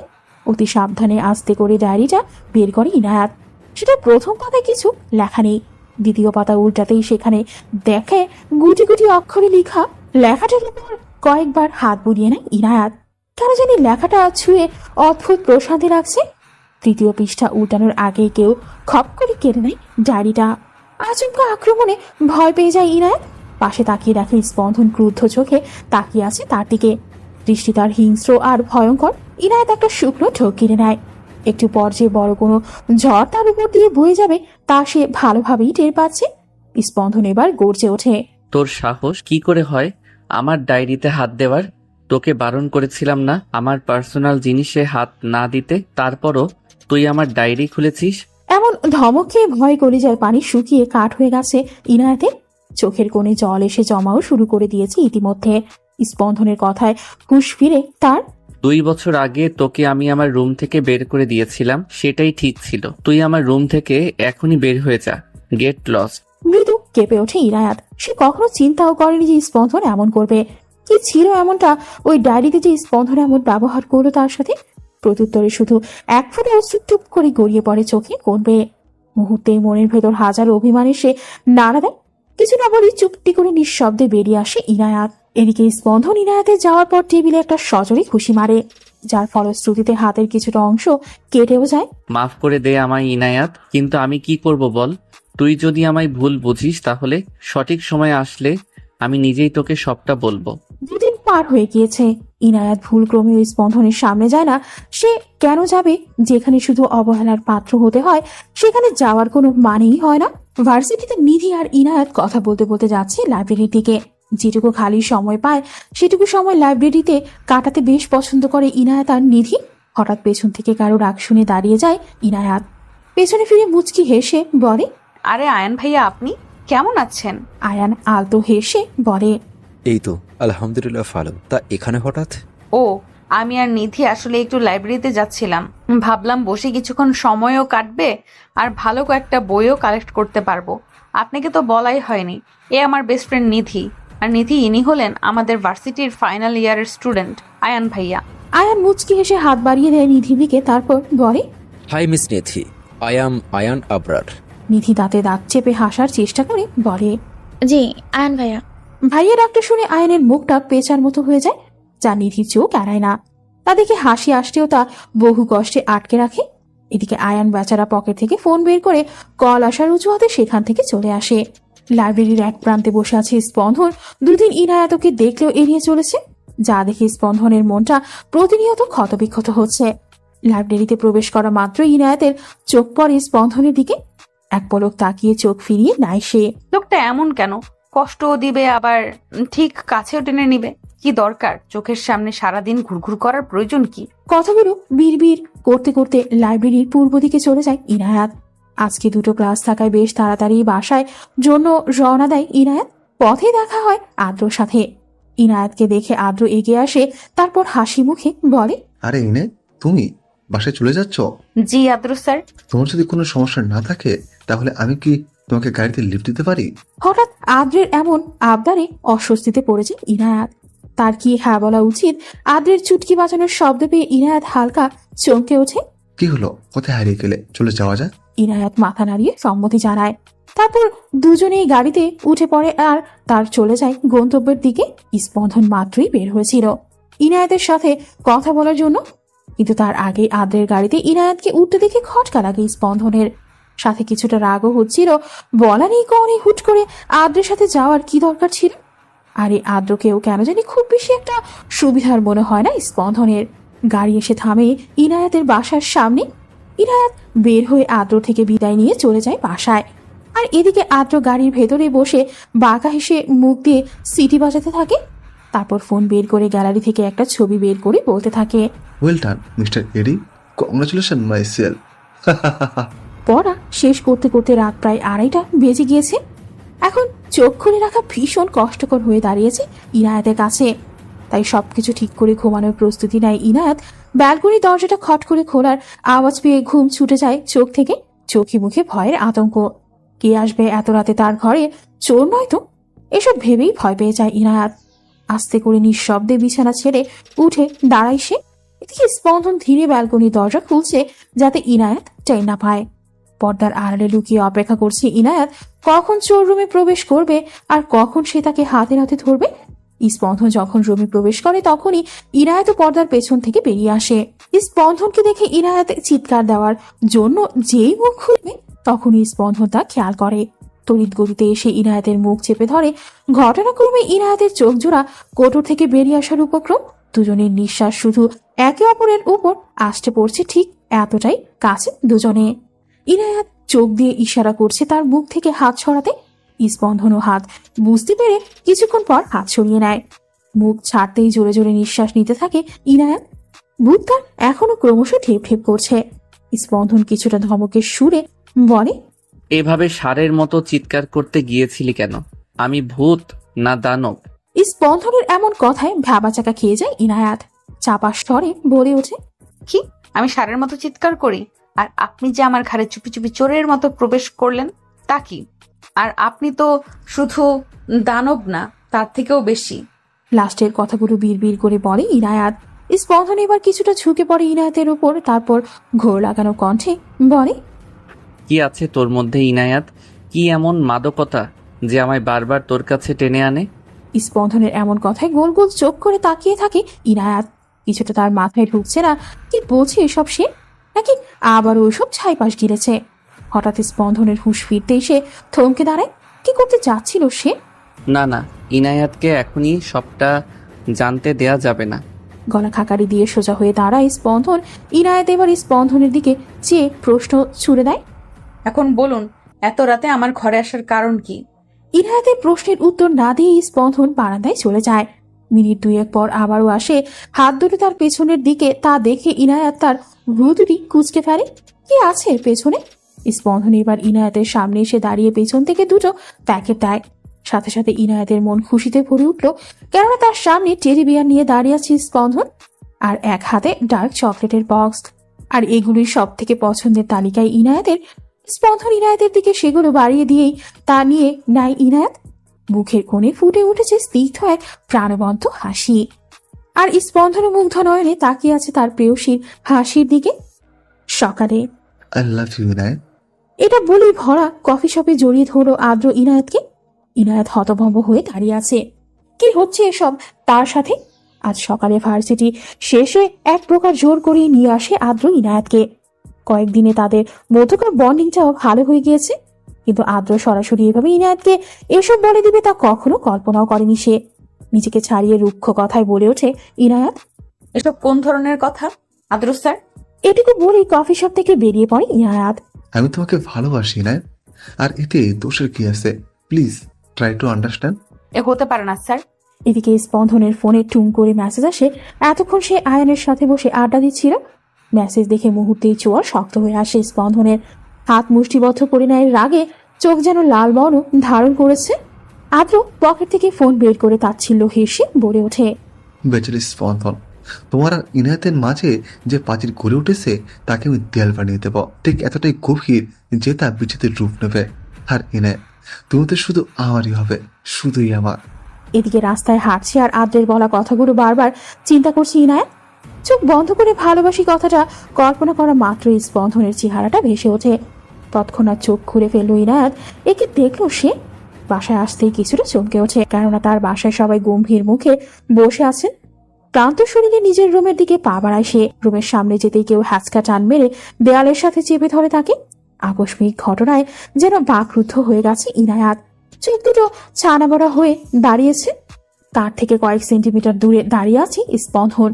এই স্পন্দনকে দেখা মাত্রই বুকটা থক করে ওঠে, কেননা স্পন্দনের চেহারাটা বিধ্বস্ত, চুলগুলো এলোমেলো, শার্টটাও একই অবস্থা।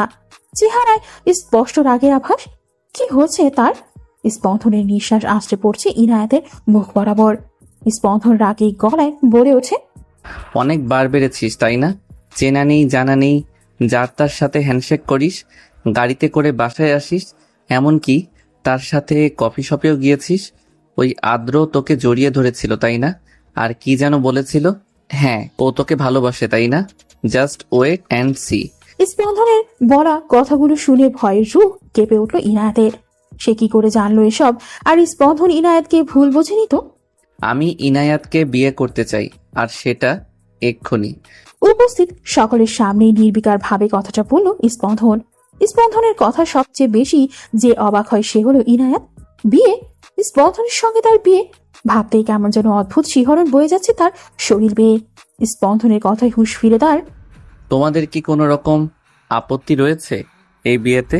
আরে না না, আমরা তো ভীষণ খুশি। তবে স্পন্দন এভাবে হুট করে। সমস্যা নেই, আমি তা ম্যানেজ করে নেব। এর মাঝে ইনায়াত বলে ওঠে।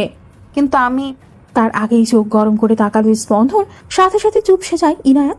স্পন্দন আসছি বলে ইনায়াতের হাত ধরে টেনে ছাদের দিকে নিয়ে যায়। এদিকে বড়রা কথা বলতে ব্যস্ত হয়ে পড়ে। ছাদের ভেতরে প্রবেশ করতে দরজার ছিটকিনি লাগিয়ে দেয় স্পন্দন, আর ইনায়াত ভয়ে ভয়ে পেছনের দিকে যাচ্ছে।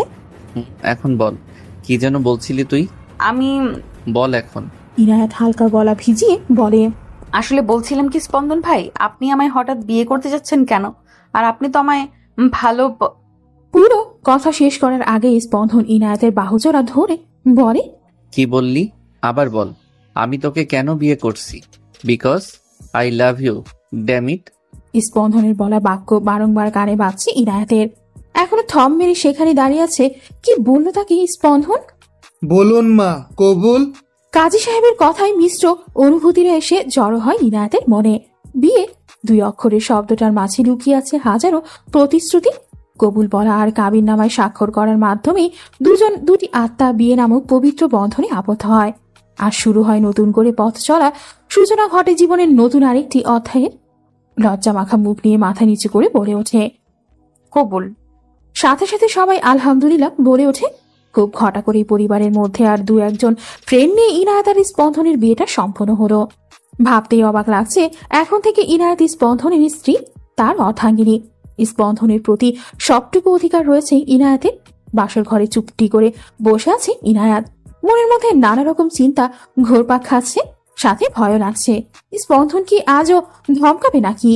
এটা তো শিওর যে বিয়েটা স্পন্দন কোনো একটা কারণে হুট করেই করেছে।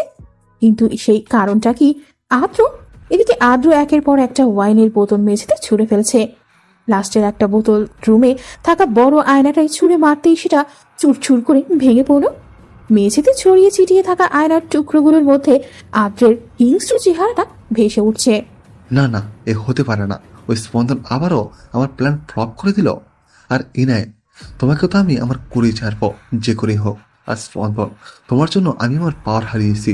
তোমার আসল চেহারাটাও আমি সবার সামনে এনে ছাড়বো। রাত প্রায় 1টা বাজে। ঘুমো ঘুমো ভাবে বারবার ঢুলে পড়ছে ইনায়াত। একটু পর খট করেই দরজা খোলার আওয়াজ পেতেই মস্তিষ্ক তার আপনা আপনি সজাগ হয়ে যায়। স্পন্দন রুমে প্রবেশ করে ইনায়াতের দিকে নজর যেতেই ভ্রুকুটি কুঁচকে নেয়। তারপর সামনে যেয়ে বলে, কিরে, তুই এখনো ফ্রেশ না হয়ে এখানে বসে ঘুমে ঢুলছিস কেন? যা, ফ্রেশ হয়ে আয়। স্পন্দনের কথায় ভেবাচাকা খেয়ে যায় বেটা খবিস, শালা আনরোম্যান্টিক খরগোশের বাচ্চা। মনে মনে গালি দিতে থাকে ইনায়াত। চোখ দুটো ছোট ছোট করে বলে, আমি কি ইচ্ছে করে বসেছিলাম নাকি? ওটা তো শুধু মা আর নিধি বলেছিল তাই। স্পন্দন এবার খাটের উপর বসে পড়ল। তা আর কি কি বলেছে মা আর নিধি? আমাকেও একটু বল, আমিও শুনি। ইনায়াত মুখ বাঁকিয়ে উঠে ওয়াশরুমের দিকে পা বাড়ায়। রাতের টিমটিমে আলো জানালা ভেদ করে ব্যালকনির মেঝেতে এসে পড়ছে। ইনায়াত বের হয়ে আসতে পরনে হালকা লেমন রঙের লং কামিজ, সাদা পাজামা আর ওড়না। স্পন্দন ল্যাপটপে কিছু একটা খুব গভীর ভাবে দেখছে। তারপর ফাইলটা পাসওয়ার্ড দিয়ে লক করে রাখলো। হঠাৎ ইনায়াতের দিকে চোখ যেতে থমকে যায়। রাতের হালকা আলোতে একদম যেন শুভ্রপরি লাগছে ইনায়াতকে। এটা খেয়াল করে ইনায়াত কিছুটা অস্বস্তিতে পড়ে যায়। পরিস্থিতি স্বাভাবিক করতে গলা খাকারি দিয়ে ওঠে সে। আর তা শুনে স্পন্দনেরও হুঁশ ফিরে। ইনায়াত আসতে স্পন্দন বলে, নে এবার ঘুমিয়ে পড়, অনেক রাত হয়েছে। আপনি ঘুমাবেন না? আমার একটু কাজ আছে, আমি পরে ঘুমাবো, তুই ঘুমা। আমিও ঘুমাবো না। স্পন্দন এবার একটু সামনে এগিয়ে যায় ইনায়াতের দিকে। চোখে মুখে দুষ্টুমির ভাব এনে বলে, কেন, অন্য কিছু করার মতলব আছে নাকি? স্পন্দনের কথার অর্থ বোঝা মাত্র লজ্জায় মিয়ে পড়ে ইনায়াত। মনে মনে বলে, ওই লোকটার মুখে কিছুই আটকায় না নাকি? মুখের উপরে সব কিছু বলে দেয়। কিছু একটা ভেবেই ফট করে বলে দেয়, গান শোনাবেন? হঠাৎ গান শোনানোর আবদারে কি বলবে খুঁজে পায় না স্পন্দন। আমি খালি গলায় গান পারি না। কেন কেন? আপনার সেই গিটারের তুংতাং শব্দ তুলবেন আর গাইবেন, ঠিক যেমন মাঝরাতে হুটহাট সুর তুলেন। লাস্টের কথাটা বলেই থতমত খেয়ে গেল ইনায়াত। না না, এটা কি বললাম আমি? এখন যদি জিজ্ঞেস করে যে আমি চুপি চুপি মাঝরাতে তার গান শুনি, তখন কি হবে? আমি কি বলবো এখন? এদিকে স্পন্দন গোল গোল চোখে তাকিয়ে আছে ইনায়াতের দিকে। তুই কি করে জানলি যে আমি মাঝরাতে হুটহাট গান ধরি? বাই এনি চান্স তুই কি চুপি চুপি আমার গান শুনতি? যেটার ভয় পাচ্ছিল সেটাই হলো। কি বলবে এখন ইনায়াত? যদি ধমক দিয়ে বসে তখন? কিছুটা আমতা আমতা করে বলে, দু একবার শুনেছি। রাতের আকাশের দিকে পলকহীন ভাবে তাকিয়ে আছে নিধি। জীবনটা সত্যি অদ্ভুত। আচ্ছা, তার আর আয়নের সম্পর্কটা স্বাভাবিকভাবে থাকলেও পারত, তবে বিচ্ছেদ কেন হলো? এখন কি আর চাইলেই খুব সহজে তাকে আবারও মেনে নিতে পারবে? আজকেও বিয়ের অনুষ্ঠানের ফাঁকে হঠাৎ করে আয়ান নিধির সামনে এসে দাঁড়ায়, তারপর সবার থেকে আড়াল করে নিয়ে যায় নিধিকে। প্লিজ নিধি, এভাবে আমাকে আর কষ্ট দিও না, আমাকে তিলে তিলে শেষ করে দিও না। আমি জানি আমি ভুল করেছি, কিন্তু একটিবার সুযোগ দাও। কোনোদিন কোনো কষ্ট দেব না, কখনো অভিযোগ তুলতে পারবে না। নিধি এবার ক্রুদ্ধ কণ্ঠে বলে, এতই যখন ভালোবেসেছিলে তাহলে সেদিন আমায় আর আমার তোমার প্রতি ভালোবাসাটাকে প্রত্যাখ্যাত হতে হচ্ছিল কেন? আমি তো তোমার যোগ্য ছিলাম না, তবে আজ কেন এসেছে আবার? আয়নকে আর কিছু বলতে না দিয়ে সেখান থেকে চলে আসে নিধি, কিন্তু মনটা যে তার ক্ষতবিক্ষত হয়ে যাচ্ছিল তা কিভাবে বোঝাবে সে। হাতে গিটার নিয়ে ব্যালকনিতে বসে পড়ে স্পন্দন। সামনে বসে আছে অধীর আগ্রহে অপেক্ষা করছে ইনায়াত। গিটারে টুংটাং শব্দ তুলে স্পন্দন দৃষ্টি তার প্রেয়সীর চোখের দিকে। অবুঝ মনের ঠিকানা তুমি কি হবে? মুগ্ধ আমার প্রেমে জড়িয়ে রবে। আমি তোমাকে বেসেছি কত ভালো, ও তুমি আমার এই সুখে হবে যে মরণ। বেঁচে আছি এই পৃথিবীতে একটাই তুমি যে কারণ। গান শেষ হতে স্পন্দন খেয়াল করে ইনায়াত ঘুমিয়ে পড়েছে। তা দেখে মুচকি হাসি দেয় সে। সকালবেলার মিষ্টি রোদের সোনালি আলোর ঝলকানি চোখে পড়তেই পিট পিট করে তাকায় ইনায়াত। চোখ খুলে খেয়াল করে সে বিছানায় শোয়া, কিন্তু যেটুকু মনে পড়ছে খুব সম্ভবত সে গতকাল রাতে ব্যালকনিতে বসে বসে স্পন্দনের গলায় গান শুনছিল আর তার মাঝেই ঘুমিয়ে পড়েছিল। তবে কি স্পন্দনই তাকে নিয়ে এসেছে? ভাবতেই একরাশ লজ্জা এসে ভিড় জমায়। শাওয়ার শেষ করে ওয়াশরুম থেকে বের হয় স্পন্দনের দিকে চোখ যেতেই ইনায়াতের চোখ যেন চড়কাজ। খালি গায়ে বিন্দু বিন্দু পানি জমে আছে। ফর্সা শরীরে যেগুলো দেখতে একদম বক্তর মতো মনে হচ্ছে। ভেজা চুলগুলো ও কপালের সাথে লেপটে রয়েছে, যার কারণে সবচেয়ে আকর্ষণীয় লাগছে। আমাকে দেখা শেষ হলে এবার নিজে ফ্রেশ হয়ে আসো। অবশ্য দেখতেই পারিস, আফটার অল সব মেয়েদের ক্রাশ আমি। কথাটা একটু ভাব নিয়ে বলল স্পন্দন। আর এদিকে ইনায়াত আর পারে না নিজের মাথার চুল নিজে ছিঁড়ে ফেলতে। তোর হয়েছেটা কি ইনায়াত? যখন তখন ড্যাব ড্যাব করে খুবিস ব্যাটার দিকে তাকিয়ে থাকিস। আর আমারই দোষটা কোথায়? এমন ভাবে আমার সামনে এসে দাঁড়ালে তো চোখ যাবেই। আর ইনার কথা তো বাদই দিলাম, সময় পেলেই লজ্জায় ফেলে দেয় আমাকে। কথাগুলো বিড়বিড় করতে করতে ওয়াশরুমে চলে যায় ইনায়াত। ডাইনিং টেবিলে বসে বসে সবাই নাস্তা করছে। স্পন্দনের মা মিসেস সাবিনা সযত্নে ইনায়াতের প্লেটে খাবার তুলে দিচ্ছেন। নাস্তা করার এক পর্যায়ে স্পন্দন বলে ওঠে, ইনায়াত, তাড়াতাড়ি খেয়ে রেডি হয়ে নাও ভার্সিটির জন্য। এবার মিসেস সাবিনা খেতে খেতে বলে ওঠেন, আহা স্পন্দন, মেয়েটার তো রেস্টের প্রয়োজন। একদিক এত দৌড়ঝাঁপ, এর উপর তো প্রেশার পড়েছে। ওকে বরং 2 দিন রেস্ট নিতে দাও, পরে না হয় ওর নিধির কাছ থেকে নোটসগুলো নিয়ে নিবে। না না ফুপি, আমার কোনো সমস্যা নেই, আমি যেতে পারবো। তা ভালো কথা, কিন্তু তুমি এখানে ফুপি বলো কেন? এখন থেকে স্পন্দনের মতো তুমিও আমাকে মা বলে ডাকবে, মনে থাকবে? কথাগুলো মিসেস সাবিনা ইনায়াতের মাথায় হাত বোলাতে বোলাতে বললেন। ইনায়াত মাথা নাড়িয়ে সম্মতি জানায়। গাড়ির ড্রাইভিং সিটে বসে ড্রাইভ করছে স্পন্দন, আর তার পাশের সিটে বসে আছে ইনায়াত। ড্রাইভিং এর মাঝে হঠাৎ ইনায়াত প্রশ্ন করে বসে, স্পন্দন ভাই, আপনি এখনো কিন্তু আমায় বললেন না যে আপনি কিভাবে আদ্র স্যার আর আমার কথাগুলো কিভাবে জানলেন। স্পন্দন দাঁতে দাঁত চেপে বলে, এই মেয়ে, তোমার সমস্যাটা কি? খালি ভাই ভাই করো। আমি কি তোমার মায়ের পেটের ভাই লাগি? আর সবচেয়ে বড় কথা, নিজের হাজবেন্ডকে কেউ ভাই বলে? ইনায়াত মুখ ফুলিয়ে বলে ওঠে, আমি তো ছোটবেলা থেকে আপনাকে ভাই বলে এসেছি, আমার কি দোষ? স্পন্দন এবার কিছুটা গম্ভীর কণ্ঠে বলল, তোর এসব নিয়ে মাথা ঘামানোর দরকার নেই। কথাটা বলেই রহস্যময় হাসি দেয় স্পন্দন। ভার্সিটির উত্তর দিকে ছোট একটা লেকের পার রয়েছে, আর তার পাশেই দু একটা বেঞ্চ। সেখানে বসে বহিয়মান স্রোতের দিকে আনমনেই তাকিয়ে আছে নিধি। ফোনে কল আসতেই চমকে উঠে সে। খেয়াল করে দেখে আননোন নাম্বার থেকে পরপর 12টা মিসড কল এসেছে। এতবার কল আসায় চিন্তায় পড়ে যায় নিধি। লাস্ট কল আসার সাথে সাথেই সে রিসিভ করে অপর পাশের ব্যক্তি যা বলে তা শুনে ফোনটা হাত থেকে পড়ে যায়। চোখের কোণে জল জমা শুরু করে দেয়। মুখ দিয়ে শুধু অস্পষ্ট স্বরে বেরিয়ে আসে, আয়ান। হসপিটালের করিডোরে দাঁড়িয়ে আছে নিধি। অস্থিরভাবে পায়চারি করছে সে। একটু পর ডক্টর বেরিয়ে আসে, বলে, এখানে পেশেন্টের বাড়ির লোক কে আছে? নিধি কোনো কিছু না ভেবে এগিয়ে যায়, বলে ওঠে, আমি ডক্টর। আয়ান কেমন আছে? ওর কিছু হয়নি তো? সিরিয়াস কিছু নয়, তবে অ্যাক্সিডেন্টের কারণে শরীরে বেশ খানিকটা রক্ত বেরিয়ে গিয়েছে। এখন ইমিডিয়েটলি রক্ত লাগবে। এখানে AB নেগেটিভ রক্ত কার? আমাদের সাথে আসুন। ডক্টর, আমার রক্তের গ্রুপ AB নেগেটিভ। আমায় নিয়ে চলুন। এদিকে স্পন্দন ইনায়াতকে পাঠিয়ে দিয়ে নিধির সাথে রয়েছে, কেননা ইনায়াতের রক্তের ফোবিয়া আছে, যার কারণে স্পন্দন একা থেকে যায়। দেখতে দেখতে প্রায় বিকেল পেরিয়ে যায়। নিধি আয়ানের সাথে বসে রয়েছে। কেবিনে শিফট করা হয়েছে তাকে, এক হাতে ক্যানোলা লাগানো। একটু পর আধো আধো চোখে তাকায় আয়ান।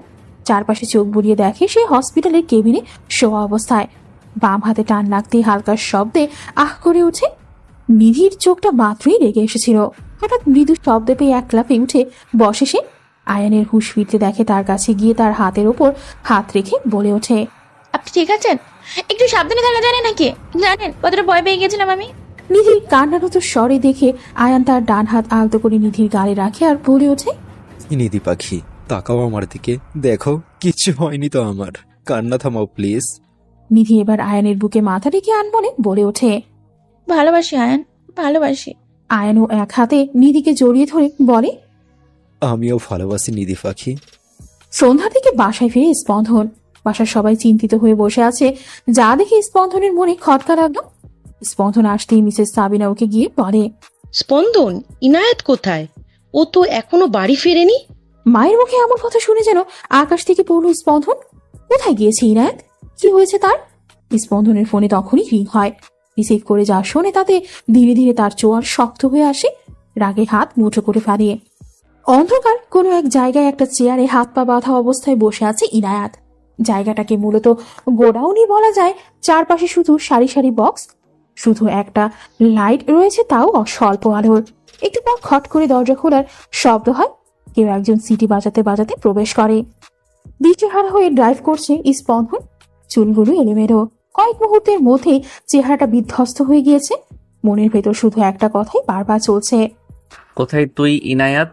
চিন্তা করিস না, আমি তোর স্পন্দন, তোকে ঠিকই খুঁজে বের করব। চোখের উপর পানির ছিটা পড়তেই কিছুটা নড়ে চড়ে বসে ইনায়াত। আধো আধো চোখে তাকিয়ে দেখে নেয় বর্তমানে সে কোথায় রয়েছে। না, তেমন কোনো লাভ হলো না। কিন্তু পর মুহূর্তেই সামনে যাকে দেখলো তাতে যেন বাকরুদ্ধ হয়ে গিয়েছে ইনায়াত। মৃদু আলোতে আদ্রের হিংস্র মুখটা হেসে উঠছে। কম্পনরত কণ্ঠে বলে ওঠে, আদ্র ভাই আপনি? ইয়া ইনায়েত বেবস, আমি দ্য গ্রেটেস্ট এডি ওরফে আদ্র জোয়ার। এসবের মানে কি? আমাকে এইভাবে এখানে তুলে এনেছেন কেন? আরে কুল ডাউন, এত হাইপার হলে হয় নাকি? আদ্র এবার কিছুটা ইনায়েতের দিকে ঝুঁকে যায়। ইনায়েতের চোখে চোখ রেখে বলে, আমি তোমাকে কেন নিয়ে এসেছি জানো? আমার তোমাকে চাই। সেটা যদি এক রাতের জন্য হয় তবুও চলবে, বাট আই নিড ইউ। আদ্রের কথার অর্থ বুঝতে পেরে ঘৃণায় মুখ ফিরিয়ে নেয় ইনায়াত। মনে মনে বলে, স্পন্দন কোথায় আপনি? প্লিজ তাড়াতাড়ি আসুন, এই শয়তানের হাত থেকে আমায় রক্ষা করুন। সন্ধ্যার দিকে বাড়ি ফিরতেই মাঝ রাস্তায় হঠাৎ একটা কালো রঙের মাইক্রোবাস এসে থামে ইনায়েতের সামনে। কোনো কিছু বুঝে ওঠার আগেই কেউ একজন তার মুখ বরাবর স্প্রে করে। তারপরে ধীরে ধীরে শরীর ও চোখ অসাড় হয়ে আসে তার। এরপর আর কিছুই মনে নেই বর্তমানে। আদ্র বাঁকা হেসে ইনায়েতের দিকে হাত এগোতেই কেউ দরজাটায় সজোরে ধাক্কা মেরে খুলে ফেলে। ইনায়েত যেন আশার আলো দেখতে পায়। স্পন্দনের আগমনে আদ্র একটা ডেভিড হাসি দেয়, তারপর বলে ওঠে, অবশেষে আপনার আগমন ঘটলো মিস্টার স্পন্দন। উফ, sorry, the greatest mafia king SR Chowdhury. Am I right Spandan? আদ্রের মুখে এসব কথা শুনে ইনায়েত যেন অবাক হওয়ার শেষ পর্যায়ে চলে গিয়েছে। মাফিয়া কিং, তাও আবার স্পন্দন? এ কি করে সম্ভব? না না, হতে পারে না। আদ্র নিশ্চয়ই ভুল কিছু বলেছে, যাতে আমি স্পন্দনকে ভুল বুঝি। কিন্তু ইনায়েতের আস্থাটুকুকে নিঃশেষ করে দিয়ে স্পন্দন বলে ওঠে, যাক, তাহলে জেনে গিয়েছিস। অবশ্য তোর জানারই কথা, তাই না এডি? আদ্র এবার উচ্চ গলায় বলে, তোর জন্য, শুধু তোর জন্য, শুধুমাত্র তোর জন্য আমি সব হারিয়েছি। আমার মাফিয়া পাওয়ার, রাজত্ব, সবকিছু। তুই আমার কাছ থেকে সবকিছু কেড়ে নিয়েছিস। তোর জন্য আমাকে 5 বছর দেশের বাইরে পালিয়ে ফেলে থাকতে হয়েছে। আর তুই ভাবছিস আমি এত সহজেই তোকে ছেড়ে দেব? নো মিস্টার স্পন্দন, নো। তুই আমার কাছ থেকে আমার পাওয়ার কেড়ে নিয়েছিস। আমিও তোর কাছ থেকে তোর সবচেয়ে প্রিয় জিনিস, তোর ইনাতে কেড়ে নেব। এদিকে ইনায়াত নির্বাক শ্রোতা হয়ে বসে আছে। সে যে তার কান দুটোকে বিশ্বাস করতে পারছে না। সে তো কল্পনায়ও ভাবেনি স্পন্দনের এসব কর্মকাণ্ডের ব্যাপারে। আচমকা আদ্র তার পকেট থেকে একটা ধারালো নাইফ বের করে ইনায়াতের গলা বরাবর ধরল। হঠাৎ করে গলায় ছুরি ধরায় কিছুটা ভয় পেয়ে যায় ইনায়াত। ছুরিটা ধারালো হওয়ায় গলার সাথে ধরতেই সাইড থেকে কিছুটা অংশ কেটে যায় ইনায়াতের। সাথে সাথে মৃদু শব্দে ইনায়াতের মুখ থেকে আহ শব্দ বেরিয়ে আসে, যা দেখি স্পন্দনের মাথায় রাগেরা তীব্র থেকে তীব্রতর হতে থাকে। ক্রুদ্ধ কণ্ঠে বলে ওঠে, আদ্র, হাউ ডেয়ার ইউ! তোর সাহস হয় কি করে ইনায়াতের গায়ে আঘাত করার? ছেড়ে দে, না হলে আমার থেকে খারাপ কেউ হবে না। সো স্যাড, তাই না স্পন্দন? দেখো এবার নিজের প্রিয় জিনিসকে তিলে তিলে শেষ হয়ে যেতে দেখো। আদ্রের কথায় হঠাৎ করে হো হো করে হেসে দেয় স্পন্দন। হঠাৎ এমন হাসির কারণ খুঁজে পায় না আদ্র। স্পন্দন এবার কিছুটা বাঁকা হেসে বলে ওঠে, আদ্র, তুমি এখনো বোকাই রয়ে গেলে? তোমার কি মনে হয় তুমি আমার সামনে দাঁড়িয়ে আমার প্রেয়সীকে আমার কাছ থেকে কেড়ে নিতে পারবে? তাহলে তো আমি দ্য গ্রেট মাফিয়া কিং হতাম না। বাট তুমি সেই রহস্যটা জানার আগেই তোমাকে পৃথিবীর মায়া ত্যাগ করতে হবে। বলে শার্টের পেছন থেকে গান বের করে পরপর 3টা গুলি শুট করে দেয় আদ্রকে। এদিকে রক্তের কয়েকটা ফোঁটা ছিটে পড়ে ইনায়াতের হাতে, যা দেখে আটকে উঠে সে। আজ আয়ানকে হসপিটাল থেকে রিলিজ দেওয়া হয়েছে। শরীরটা দুর্বল হওয়ার কারণে বাসায় গিয়ে প্রপার রেস্ট নিতে বলেছে ডক্টর। নিধি ও আয়ানের সঙ্গে তার বাসায় ড্রপ করে দিয়ে আসবে। গাড়িতে বসতেই নিধি আলতো করে তার মাথাটা আয়ানের কাঁধে রাখে। আয়ানও তার হাতটা নিধির হাতের মুঠোই নিয়ে নেয়। তারপর মৃদু স্বরে বলে ওঠে, নিধি পাখি। এতদিন পর আয়ানের কণ্ঠে নিধি পাখি নামটা শুনে শিউরে ওঠে নিধি। মনের মধ্যে অদ্ভুত ভালো লাগা এসে জমা হয়। আলতো কণ্ঠে বলে, মাফ করে দিও আমায় নিধি পাখি, অনেক কষ্ট দিয়েছি তোমায়। ভালোবাসি নিধি পাখি।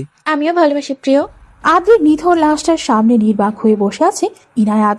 সে যেন অনুভূতিহীন। তারই সামনে স্পন্দন আদ্রকে মেরে ফেলত। সে তো সবসময় এই খুনাখুনি থেকে 10 হাত দূরে থাকতো। তবে আজই সব কি? স্পন্দন এগিয়ে এসে ইনায়াতের গলায় কাটা জায়গায় হাত রাখতেই ছিটকে সরে যায় ইনায়াত। স্পন্দন ভ্রুকুচকে তার দিকে তাকালে বলে ওঠে, আপনি আমায় ছোবেন না। আপনি একজন খুনি, আর আপনি তো একজন মাফিয়া। স্পন্দন খুব ভালো করেই বুঝতে পেরেছে যে ইনায়াত এখনো শখের ভেতর রয়েছে, আর সেই ফোবিয়াও কিছুটা পড়েছে। ইনায়াতকে বারবার বোঝানোর পরও সে একই প্রভাব বারবার বকে চলেছে। এক পর্যায়ে না পেরে স্পন্দন ইনায়াতের ঠোঁট দুটো নিজ দখলে নিয়ে নেয়। আকস্মিক ঘটনায় ইনায়াত একদম বিড়াল ছানার মতো চুপটি মেরে যায়, আর চোখ দুটো আবেশে বন্ধ করে ফেলে। মিনিট 5 পর স্পন্দন ইনায়াতের অষ্টভয় ছেড়ে দেয়। এতক্ষণে ইনায়াত শান্ত হয়ে গিয়েছে। এদিকে ইনায়াত চুপ হয়ে গেলেও চোখ দিয়ে অনবরত টুপ টুপ করে জল গড়িয়ে পড়ছে। স্পন্দন আলতো করে তার হাতটা ইনায়াতের গালে রেখে পড়ে ওঠে, ইনায়াত। ইনায়াত কিছু না বলে সোজা হয়ে দাঁড়িয়ে যায়, আর কিছু না বলে বাইরের দিকে হাঁটা শুরু করে। স্পন্দন শুধু ইনায়াতের যাওয়ার পানে তাকিয়ে দীর্ঘশ্বাস ফেলে, কেননা সে খুব ভালো করেই জানে তার প্রেয়সীর মনে পাহাড় সমান অভিমান জমা হয়েছে, আর সেই অভিমান ভাঙতেও প্রচুর কাঠখড় পোড়াতে হবে। গাড়ি চলছে আপন গতিতে। বাইরের শোষো ঠান্ডা হাওয়া এসে ছুঁয়ে দিয়ে যাচ্ছে বারবার ইনায়াতকে, কিন্তু তার মধ্যে তেমন কোনো প্রতিক্রিয়া নেই। মুখটা গম্ভীর করে বসে আছে আনমনে। এদিকে স্পন্দন আর চোখে কিছুক্ষণ পর পর ইনায়াতের দিকে তাকাচ্ছে। তাকাতেই বুকটা মোচড় দিয়ে উঠল স্পন্দনের, কেননা তার প্রেয়সীর চেহারার এক আকাশ কালো মেঘের জমা হয়েছে যে। বাড়িতে ফিরতে প্রায় রাত 3টে বেজে যায়। বাড়ির সবাই হয়তো ঘুমিয়ে পড়েছে। মেইন দরজাটা আস্তে করে খোলে স্পন্দন।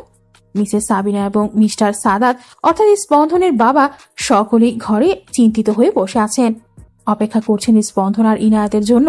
মিসেস সাবিনা ওড়না দিয়ে চোখের জলগুলো আড়াল করে বলে ওঠে, ছেলেটাকে কখন বেরিয়েছে, এখনো বাড়ি ফেরার নামগন্ধ নেই। না জানি ইনায়াতকে আদৌ পেয়েছে কিনা, কি যে হচ্ছে। মিস্টার সাদাত তার স্ত্রীকে সান্ত্বনা দিচ্ছেন।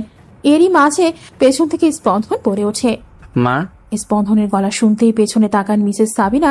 ক্লান্ত দেহে বিধ্বস্ত হয়ে দাঁড়িয়ে আছে স্পন্দন, আর তার পেছনে গুটিসুটি মেরে দাঁড়িয়ে আছে ইনায়াত। দুজনকে সাবধানে বাড়ি ফিরতে দেখে স্বস্তির নিঃশ্বাস ফেললেন মিসেস সাবিনা আর মিস্টার সাদাত। মিসেস সাবিনা গিয়ে ইনায়েতকে জড়িয়ে ধরলেন, মাথায় হাত বুলিয়ে দিতে দিতে বললেন, তুমি ঠিক আছো ইনায়াত? কিছু হয়নি তো তোমার? ইনায়েত ভাঙা কণ্ঠে বলে ওঠে, কিছু হয়নি মা আমার। মুখে বললেও চোখে ভেসে উঠছে বারংবার সেই ঘটনা। রক্তের তাক কাপা কাপা কণ্ঠে বলে উঠল, না, আপনাকে কিছু বলার ছিল। ইনায়েতের কথা শুনে স্পন্দন কিছুটা ভরকে যায়। মনে মনে ভাবতে থাকে যদি ইনায়েত সবটা বলে দেয় মাকে, তাহলে। মা, আমি কিছুদিন আমার বাসায় যেতে চাই। কেন? কিছু কি হয়েছে তোমার আর স্পন্দনের মাঝে? ইনায়েত এক পলকে স্পন্দনের দিকে তাকিয়ে বলে ওঠে, না না মা, তেমন কিছু নয়। আসলে কিছুদিন আমি একটু একা থাকতে চাই। স্পন্দন মনে মনে রাগ পুষলেও মুখে কিছু প্রকাশ করলো না। হ্যাঁ, সে অনেক বড় একটা সত্যি লুকিয়েছে। তাই বলে কি তাকে ছেড়ে চলে যাওয়াটা কি খুব জরুরি? তাকে কিছু বলার সুযোগটা তো দেবে। সদ্য ভোরের আলো ফোটার পরপরই ইনায়েতের চোখের ঘুম ছুটে যায়। পাখিরাও কিচিরমিচির করা শুরু করে দিয়েছে। পাশে তাকিয়ে দেখে স্পন্দন ঘুমিয়ে রয়েছে। কি নিষ্পাপ লাগছে তাকে। ঘুমন্ত চেহারাটা বড্ড বেশি মায়াবী লাগছে। অথচ কে বলবে এই মানুষটার ভেতরেই লুকিয়ে রয়েছে হাজারো রহস্য। দুদিন পার হয়ে গিয়েছে। ইনায়াত সবার সাথে কথা বলেও স্পন্দনকে কিছুটা এড়িয়ে চলে। সে কি করে পারলো এত বড় কথা তার থেকে লুকাতে? কফি শপে বসে আছে ইনায়াত, নিধি আর আয়ান। ইনায়াত মুখটা গম্ভীর করে বসে রয়েছে আর টেবিলে আঙুল দিয়ে আঁকিবুকি করছে। নিধি নীরবতা ভেঙে বলল, দেখ ইনায়াত, যা হয়েছে হয়েছে, সব ভুলে যা। স্পন্দন ভাইকে তুই ভালো করে চিনিস, জানিস সে যে কখনো ভুল কাজ করে না। আমিও শুনে অবাক হয়েছি, তবে আয়ান আমাকে সবটাই বলেছে। স্পন্দন ভাইয়ের সাথে আমার কথা হয়েছে, সে সত্যি অনেক কষ্টে রয়েছে। ইনায়াত অবাক চোখে তাকালো আয়ানের দিকে, তারপর জিজ্ঞেস করলো, আয়ান ভাই, আপনি সবটা জানতেন, তারপরও আমাকে কিছু বলেননি আপনি? আমায় মাফ কর বোন, স্পন্দনের করা আদেশ ছিল তোকে কিছু জানতে দেওয়া যাবে না এই ব্যাপারে। ওর তোকে নিয়ে অনেক ইনসিকিউরিটি ছিল, আর এটা যদি তোর পড়াশোনায় ইফেক্ট ফেলে, তাই ও তোকে কিছু জানতে দেয়নি। আর তুই রাগ করবি কিনা জানি না, আমিও মাফিয়া গ্যাংয়ের ভিতরে রয়েছি। এক কথায় বলতে পারিস স্পন্দনের ডান হাত। আর মাফিয়া বলতে যে শুধু খুনাখুনি করে এমনটা নয়, আর সে যে নিরীহ কোনো মানুষকে খুন করে এমনটাও নয়। যারা এই সমাজের কিট, মনে করা দেশের কোনো ইম্প্যাক্ট প্রজেক্টের সুরক্ষা ইত্যাদি কাজ করে স্পন্দন, যাকে এ কথায় বলে হিডেন মাফিয়া। ইনায়াতের মাথা যেন ঝিমঝিম করছে। একের পর এক রহস্য তার সামনে এসে জড়ো হচ্ছে। কি হচ্ছে এসব তার সাথে? রাতের টিমটিমে আলোয় বেশ আলোকিত হয়ে রয়েছে চারিপাশ। চোখে যেন নির্ঘুম ইনায়াতে। রাত প্রায় 12টা বেজে গিয়েছে। একটু পরে স্পন্দন ব্যালকনি দিয়ে নিঃশব্দে ঢুকে পড়ে। রুমে এসে দেখে ইনায়াত চুপটি করে খাটের প্রান্তে গুটিসুটি মেরে বসে আছে। কাঁধে কারো স্পর্শ পেয়ে চমকে ওঠে ইনায়াত। পেছনে ঘুরে দেখে স্পন্দন দাঁড়িয়ে রয়েছে। কয়েকদিনের তফাতে যেন স্পন্দন পুরোটাই বদলে গিয়েছে। চুলগুলো বড় বড় হয়ে গেছে। ইনায়াতের সামনে হাঁটু গেড়ে বসে পড়ে স্পন্দন। তার কোণে মাথা রেখে কয়েক ফোঁটা চোখের জল ফেলে। এদিকে ইনায়াত হালকা শিউরে ওঠে। স্পন্দনের স্পর্শ পেয়ে ইনায়াতের কোলে মাথা রেখেই বিড় বিড় করে বলে ওঠে, প্লিজ আমাকে আর কষ্ট দিস না, আমাকে তোর থেকে দূরে সরিয়ে দিস না ইনায়াত। ভীষণ কষ্ট হয় তোকে ছাড়া থাকতে। স্পন্দনের মুখে এমন কথাবার্তা শুনে মনের ভেতর ঝড় বয়ে যাচ্ছে ইনায়াতের। সে কি পারবে আবার স্পন্দনকে ফিরিয়ে দিতে? রুমটা বিভিন্ন ক্যান্ডেল দিয়ে সাজানো রয়েছে। ক্যান্ডেলের চারপাশে গোলাপের পাপড়ি ছিটানো। বাইরের ওয়েদারটাও আজ দারুণ।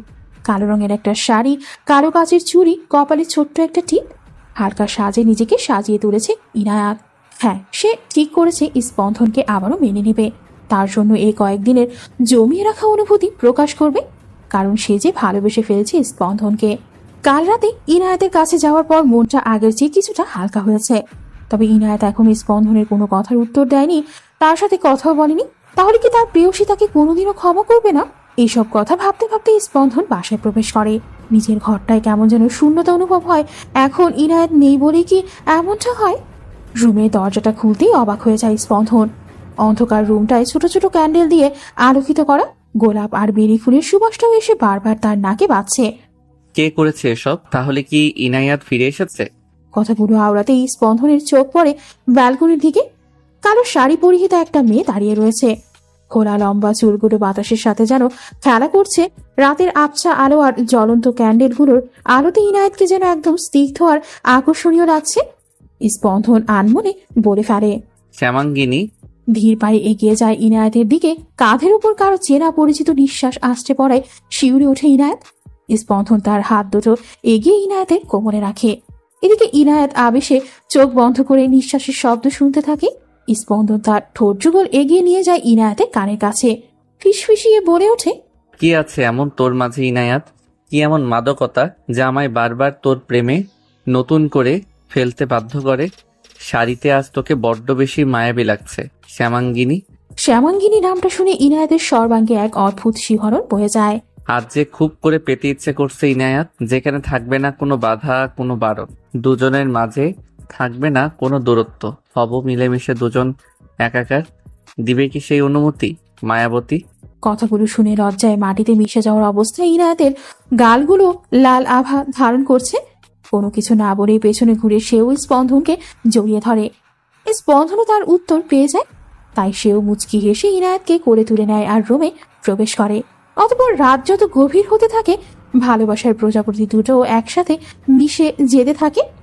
সকালের আলো চোখে পড়তেই ঘুম ছুটে যায় ইনায়েতের। এতক্ষণ আষ্টে পৃষ্ঠে জড়িয়ে স্পন্দনের বুকে মাথা রেখে ঘুমাচ্ছিল সে। গত রাতের কথা মনে পড়তেই লজ্জায় লাল হয়ে যায় সে। কিছুক্ষণ স্পন্দনের দিকে তাকিয়ে থাকে সে, তারপর তার গালের কোণে থাকা তিলটার উপর আঁকিবুকি করতে থাকে সে। চোখ দুটো বন্ধ রেখে হঠাৎ খপ করে ইনায়েতের হাত ধরে ফেলে স্পন্দন। এতে কিছুটা হক চুকিয়ে যায় ইনায়েত, তারপর মুখ ফুলিয়ে বলে ওঠে, আপনি জেগেছিলেন? তাহলে এতক্ষণ অযথা ঘুমানোর ভান ধরেছিলেন কেন? স্পন্দন ঘুরে ইনায়েতকে দুহাতে জড়িয়ে ধরে আর দুষ্টুমির ভাব নিয়ে বলে, যদি ঘুমানোর ভান না করতাম তাহলে জানতাম কি করে যে আমি ঘুমিয়ে থাকলে আমার বউটা লুকিয়ে লুকিয়ে আমায় আদর করে। ইনায়েতের স্পন্দনের দুষ্টুমি বুঝতে পেরে স্পন্দনকে কিছুটা ধাক্কা দিয়ে উঠে চলে যায় আর স্পন্দন ইনায়েতের যাওয়ার পানি চেয়ে হাসতে থাকে। সকালে নাস্তা সেরে একটু কাজে বের হয় স্পন্দন। বিকলের দিকে বাড়ি ফিরলে এক কাপ চা নিয়ে স্পন্দনের সামনে দাঁড়ায় ইনায়েত। তারপর বসতে বসতে বলে, আচ্ছা স্পন্দন, আপনি তো আমায় এটা বললেন না যে ওই দিন আদ্রর ডেরায় আমাকে কিভাবে খুঁজে পেলেন? স্পন্দন এক পলক ইনায়েতের দিকে তাকিয়ে বলল, তোর আর গোয়েন্দাগিরি গেল না তাই না? আচ্ছা বলছি। ফ্ল্যাশব্যাক। তুই যখন আদ্রের ডেরায়, তখন আমি আমার লোকদের কাজে লাগিয়ে দেই অ্যান্ড কিছুক্ষণ পরই এমন একটা ইনফরমেশন পাই, তাতে তোকে পাওয়াটা সোজা হয়ে যায়। রিদিতাকে তো চিনিস, কোনোভাবে জানতে পারি রিদিতা আর আদ্রের মাঝে ডিপ রিলেশন রয়েছে। তো রিদিতার কাছে গেলে নিশ্চয়ই কোনো ক্লু পাওয়া যাবে। দেন রিদিতা আর আদ্র যে বাড়িটায় থাকতো সেখানে যাই আর রিদিতাকেও পাই। দেন সেখানে গিয়ে ওর কাছ থেকে ব্ল্যাকমেইল করে সব ইনফরমেশন কালেক্ট করে ওরও একটা বন্দোবস্ত করে ফেলি। দেন পরেরটা তুই জানিসই। ইনায়েত ভ্রুকুচকে তাকিয়ে বলে, কেমন বন্দোবস্ত? কিছু জিনিস সিক্রেটই থাক শ্যামাঙ্গিনী। ইনায়েত মুখ ফুলিয়ে বসে থাকে। দেখতে দেখতে প্রায় 6 মাস কেটে গিয়েছে। স্পন্দন আর ইনায়েতের মাঝে সম্পর্কটাও আগের চেয়ে অনেক ভালো হয়ে গিয়েছে। আজ নিধি আর আয়ানের বিয়ে। অবশেষে দুটো পরিবারের সম্মতিতে নিধি আর আয়ানের সম্পর্কটা বিয়েতে রূপ নিয়েছে। স্পন্দন আর ইনায়াতও এসেছে আজকে তাদের বিয়েতে। সকাল থেকে কেমন যেন মাথাটা ঝিমঝিম করছে আর শরীরটাও দুর্বল লাগছে ইনায়াতের। অ্যাসিড হয়েছে ভেবে আর কিছু জানেনি স্পন্দনকে। বিদায়ের সময় নিধি পালাক্রমে এক এক জনকে ধরে কাঁদতে থাকে। ইনায়েতকে ধরে কাঁদার সময় ইনায়েত বলে ওঠে, এভাবে ফ্যাচ ফ্যাচ করে কাঁদা বাদ দে, না হলে একবার মেকআপ নষ্ট হয়ে গেলে আয়ান ভাইয়া তোকে দেখে গাড়িতে বসে হার্ট অ্যাটাক করবে। উপস্থিত পরিস্থিতিতেও নিধি ফিক করে হেসে দিল। বেস্ট ফ্রেন্ড বুঝি এমনই হয়। অনুষ্ঠান শেষে বাড়ি ফিরতে মাথাটা আবারও চক্কর দিয়ে উঠল ইনায়েতের। এবার আর টাল সামলাতে না পেরে পড়ে যেতে নিলেই স্পন্দন এসে তা খেয়াল করে আর দ্রুত গতিতে এগিয়ে এসে ইনায়েতকে ধরে ফেলে। ততক্ষণে ইনায়েত জ্ঞান হারিয়ে ফেলেছে। কয়েকবার গাড়ি চাপড় মারলেও কোনো লাভ হয় না, তাই দ্রুত স্পন্দন ইনায়েতকে করে নিয়ে বেডরুমে পা বাড়ায়। ডক্টর এসে ইনায়েতকে চেক আপ করেছে। কিছুক্ষণ পর পিট পিট করে তাকালো ইনায়েত।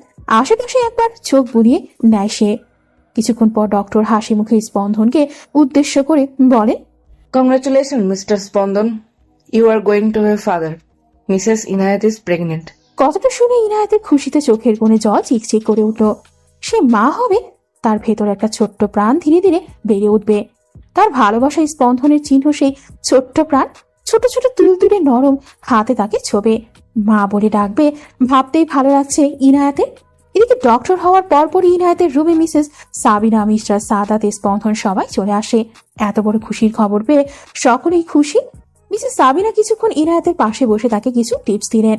মিসেস সাবিনা আর মিস্টার সাদাত চলে যেতে স্পন্দন এসে খাটের ওপর বসে পড়ে। তারপর আলতো করে ইনায়াতের পেটের ওপর নিজের মাথাটা রাখে স্পন্দন। তারপর কম্পনরত কণ্ঠে বলে ওঠে, ইনায়াত, শুনেছিস ডক্টর কি বলল? আমাদের ছোট একটা বেবি হবে। আধো আধো গলায় আমাকে বাবা বলে ডাকবে, তোকে মা বলে ডাকবে। ইনায়াত মাথা নাড়িয়ে হ্যাঁ বোঝায়। অতপর স্পন্দন উঠে ইনায়াতের কপালে একটা ভালোবাসার পরশ এঁকে দিয়ে বলে, ভালোবাসি ইনায়াত, ভীষণ ভীষণ ভালোবাসি। আমিও ভালোবাসি প্রিয়। দেখতে দেখতে আরো 6 মাস পেরিয়ে গেল। ইনায়াতের পেটটা আগের তুলনায় অনেকটাই বড় হয়েছে, শরীরটাও হালকা ফুলেছে। আয়নার সামনে দাঁড়িয়ে চুলে বিনুনি পাকাচ্ছে ইনায়াত। স্পন্দন রুমে আসতেই ইনায়াতের কাছে যায়। তারপর তার পেটের উপর হাত রেখে বলে, আমার বেবিটা কেমন আছে মা? সারাদিন খেয়াল রেখেছে তো? ইনায়াত মুখ ফুলিয়ে বলে ওঠে, সবাই পচা, সবাই বেবির খেয়াল রাখে, আর আমাকে তো কেউ পাত্তাই দেয় না, আদরও করে না। আমি মোটু হয়ে গেছি তাই। ইনায়াতের এমন বাচ্চামো দেখে হো হো করে হেসে উঠল স্পন্দন। তারপর আদুরে গলায় বলে ওঠে, কে বলেছে বেবির মাকে কেউ ভালোবাসে না? বেবির মাকে সবচেয়ে বেশি ভালোবাসি। আর কে বলেছে বেবির মা মোটু হয়ে গেছে? সে তো আগের তুলনায় আরো সুন্দরী আর গুলুমুলু হয়েছে। স্পন্দনের এমন কথায় ইনায়াত না হেসে পারল না। সত্যি জীবনটা বড্ড সুখের, কিন্তু এ সুখে আবার কোনো গ্রহণ লেগে যাবে না তো? গধূলির লাল আভা ছড়িয়ে ছিটিয়ে আছে পশ্চিম আকাশ জুড়ে, সাথে মৃদু শোষো হাওয়া। বিকেলটা উপভোগ করেছে ইনায়াত ছাদে দাঁড়িয়ে। তার প্রেগনেন্সির 8 মাস চলছে। আজ কেন যেন ইনায়াতের মনটা আনচান করছে। কিছু কি হবে? আজান দেওয়ার আগেই সে নিচের দিকে পা বাড়ায়। মাঝের সিঁড়িটায় আসতেই আচমকা বাম পা পিছটে যায়, সাথে সাথে গড়িয়ে পড়ে সিঁড়ি জুড়ে সে। এই বুঝি জীবন শেষ। হসপিটালের অপারেশন থিয়েটারের সামনে নির্বাক হয়ে দাঁড়িয়ে রয়েছে স্পন্দন। কি থেকে কি হয়ে গেল, কাঁদতে কাঁদতে চোখের অবস্থা যেন বেহাল। তখন সন্ধ্যার আগে বাড়ি ফিরে স্পন্দন মায়ের কাছে জিজ্ঞেস করতে সে জানায় ইনায়াত ছাদে। তখনই মনের ভেতর কেমন যেন খটকা লাগে স্পন্দনের। সে এক মুহূর্ত দেরি না করে পা বাড়ায় ছাদের দিকে। মাছ সিঁড়িতে যেতেই আটকে উঠে সে। ইনায়াতের রক্তাক্ত শরীরটা সিঁথির এক প্রান্তে পড়ে আছে। এক মুহূর্তের জন্য যেন স্পন্দনের পুরো দুনিয়াটাই থমকে গিয়েছে। সে দৌড়ে ইনায়াতের কাছে যায় আর তার গালে হাত বুলিয়ে বলতে থাকে, এই ইনায়াত, কি হয়েছে তোর? প্লিজ চোখ খুলে রাখ, আমি এক্ষুনি তোকে হসপিটালে নিয়ে যাচ্ছি, প্লিজ ধৈর্য ধর। ইনায়াত শুধু আলতো কণ্ঠে বলে, আমার বাচ্চা। স্পন্দন আর দেরি না করে ইনায়াতকে হসপিটালে নিয়ে আসে। সাথে ইনায়াত আর স্পন্দনের পুরো পরিবারও চলে আসে। ইনায়াতকে স্ট্রেচারে করে নিয়ে যাওয়ার সময় ইনায়াতের হাত স্পন্দন শক্ত করে ধরে রেখেছিল। ইনায়াত শুধু একটাই প্রলাপ বকে চলেছে, স্পন্দন প্লিজ, আমার বাচ্চাটার কিছু যাতে না হয়। আমার কিছু হয়ে গেলে বাচ্চাটা দেখে রেখো প্লিজ। কিচ্ছু হবে না তোর আর আমাদের বাচ্চার, কিচ্ছু হবে না, সব ঠিক হয়ে যাবে, একটু ধৈর্য ধর। বর্তমানে প্রায় 3.5 ঘন্টা পর ডক্টর ওটি থেকে বেরিয়ে আসে। ডক্টরের মুখটা দেখে ভয় পেয়ে যায় স্পন্দন, কেননা সে গম্ভীর মুখে বেরিয়ে এসেছে। স্পন্দন এক প্রকার দৌড়ে ডক্টর কাছে গিয়ে বলে, ডক্টর, ইনায়াত কেমন আছে? আর আমার বেবি কেমন আছে? আপনার বেবি ঠিক আছে, তবে আপনার স্ত্রী। আমার স্ত্রী কি হয়েছে ডক্টর? সে ঠিক আছে, তবে তার অপারেশনটা অনেক ক্রিটিক্যাল ছিল, তাই এখন তাকে কোনো মতে স্ট্রেস দেওয়া যাবে না আর প্রপার রেস্ট নিতে হবে। Thank you doctor, thank you so much. ইনায়াতকে কেবিনে শিফট করা হয়েছে। কিছুক্ষণ পরে স্পন্দন প্রবেশ করে কেবিনে। ইনায়াতের জ্ঞান ফিরেছে ততক্ষণে। বেডের পাশে দোলনায় ছোট বেবিটাকে রাখা হয়েছে। পিট পিট করে তাকাতেই ইনায়াত আশেপাশে তাকায়, খেয়াল করে হসপিটালের কেবিনে সে শুয়ে রয়েছে। বিকেলের ঘটনা মনে পড়তে পেটে তড়িৎ গতিতে হাত রাখে। তার বাচ্চা সে কোথায়? পাশে তাকিয়ে দোলনাটার দিকে চোখ পড়তেই স্বস্তির নিঃশ্বাস ফেলে সে। স্পন্দন পেছনে ফিরে দেখে ইনায়াত এক দৃষ্টিতেই দোলনাটার দিকে তাকিয়ে রয়েছে। সে পাশে গিয়ে আলতো করে ইনায়াতের হাতের উপর হাত রাখে, তারপর বলে ওঠে, কেমন লাগছে এখন? ভালো। আমাদের বেবি সে কেমন আছে? আমাদের বেবি অনেক ভালো আছে। জানিস আমাদের একটা ছোট ইনায়াত হয়েছে, দেখতে পুরো তোর মতো মায়াবী। আচ্ছা, আমার যদি কিছু হয়ে যেত? হুশ, আর একটা কথাও নয়, এমন কথা আর কখনো উচ্চারণ করবি না। কি হতো তোর? কিছু হতো না। তোর কিছু হয়ে গেলে আমি কি করে বাঁচতাম বল? আমার গল্প যে শুধু তুমি, আমার এই ছোট্ট গল্পের সূচনার শেষটুকু শুধুই তুমি। এই একটাই তুমি, তাকে কি করে হারাই বলো? ভালোবাসি প্রিয়। আমিও ভালোবাসি শ্যামাঙ্গিনী। এভাবেই অমর হয়ে থাকুক সকল ভালোবাসা।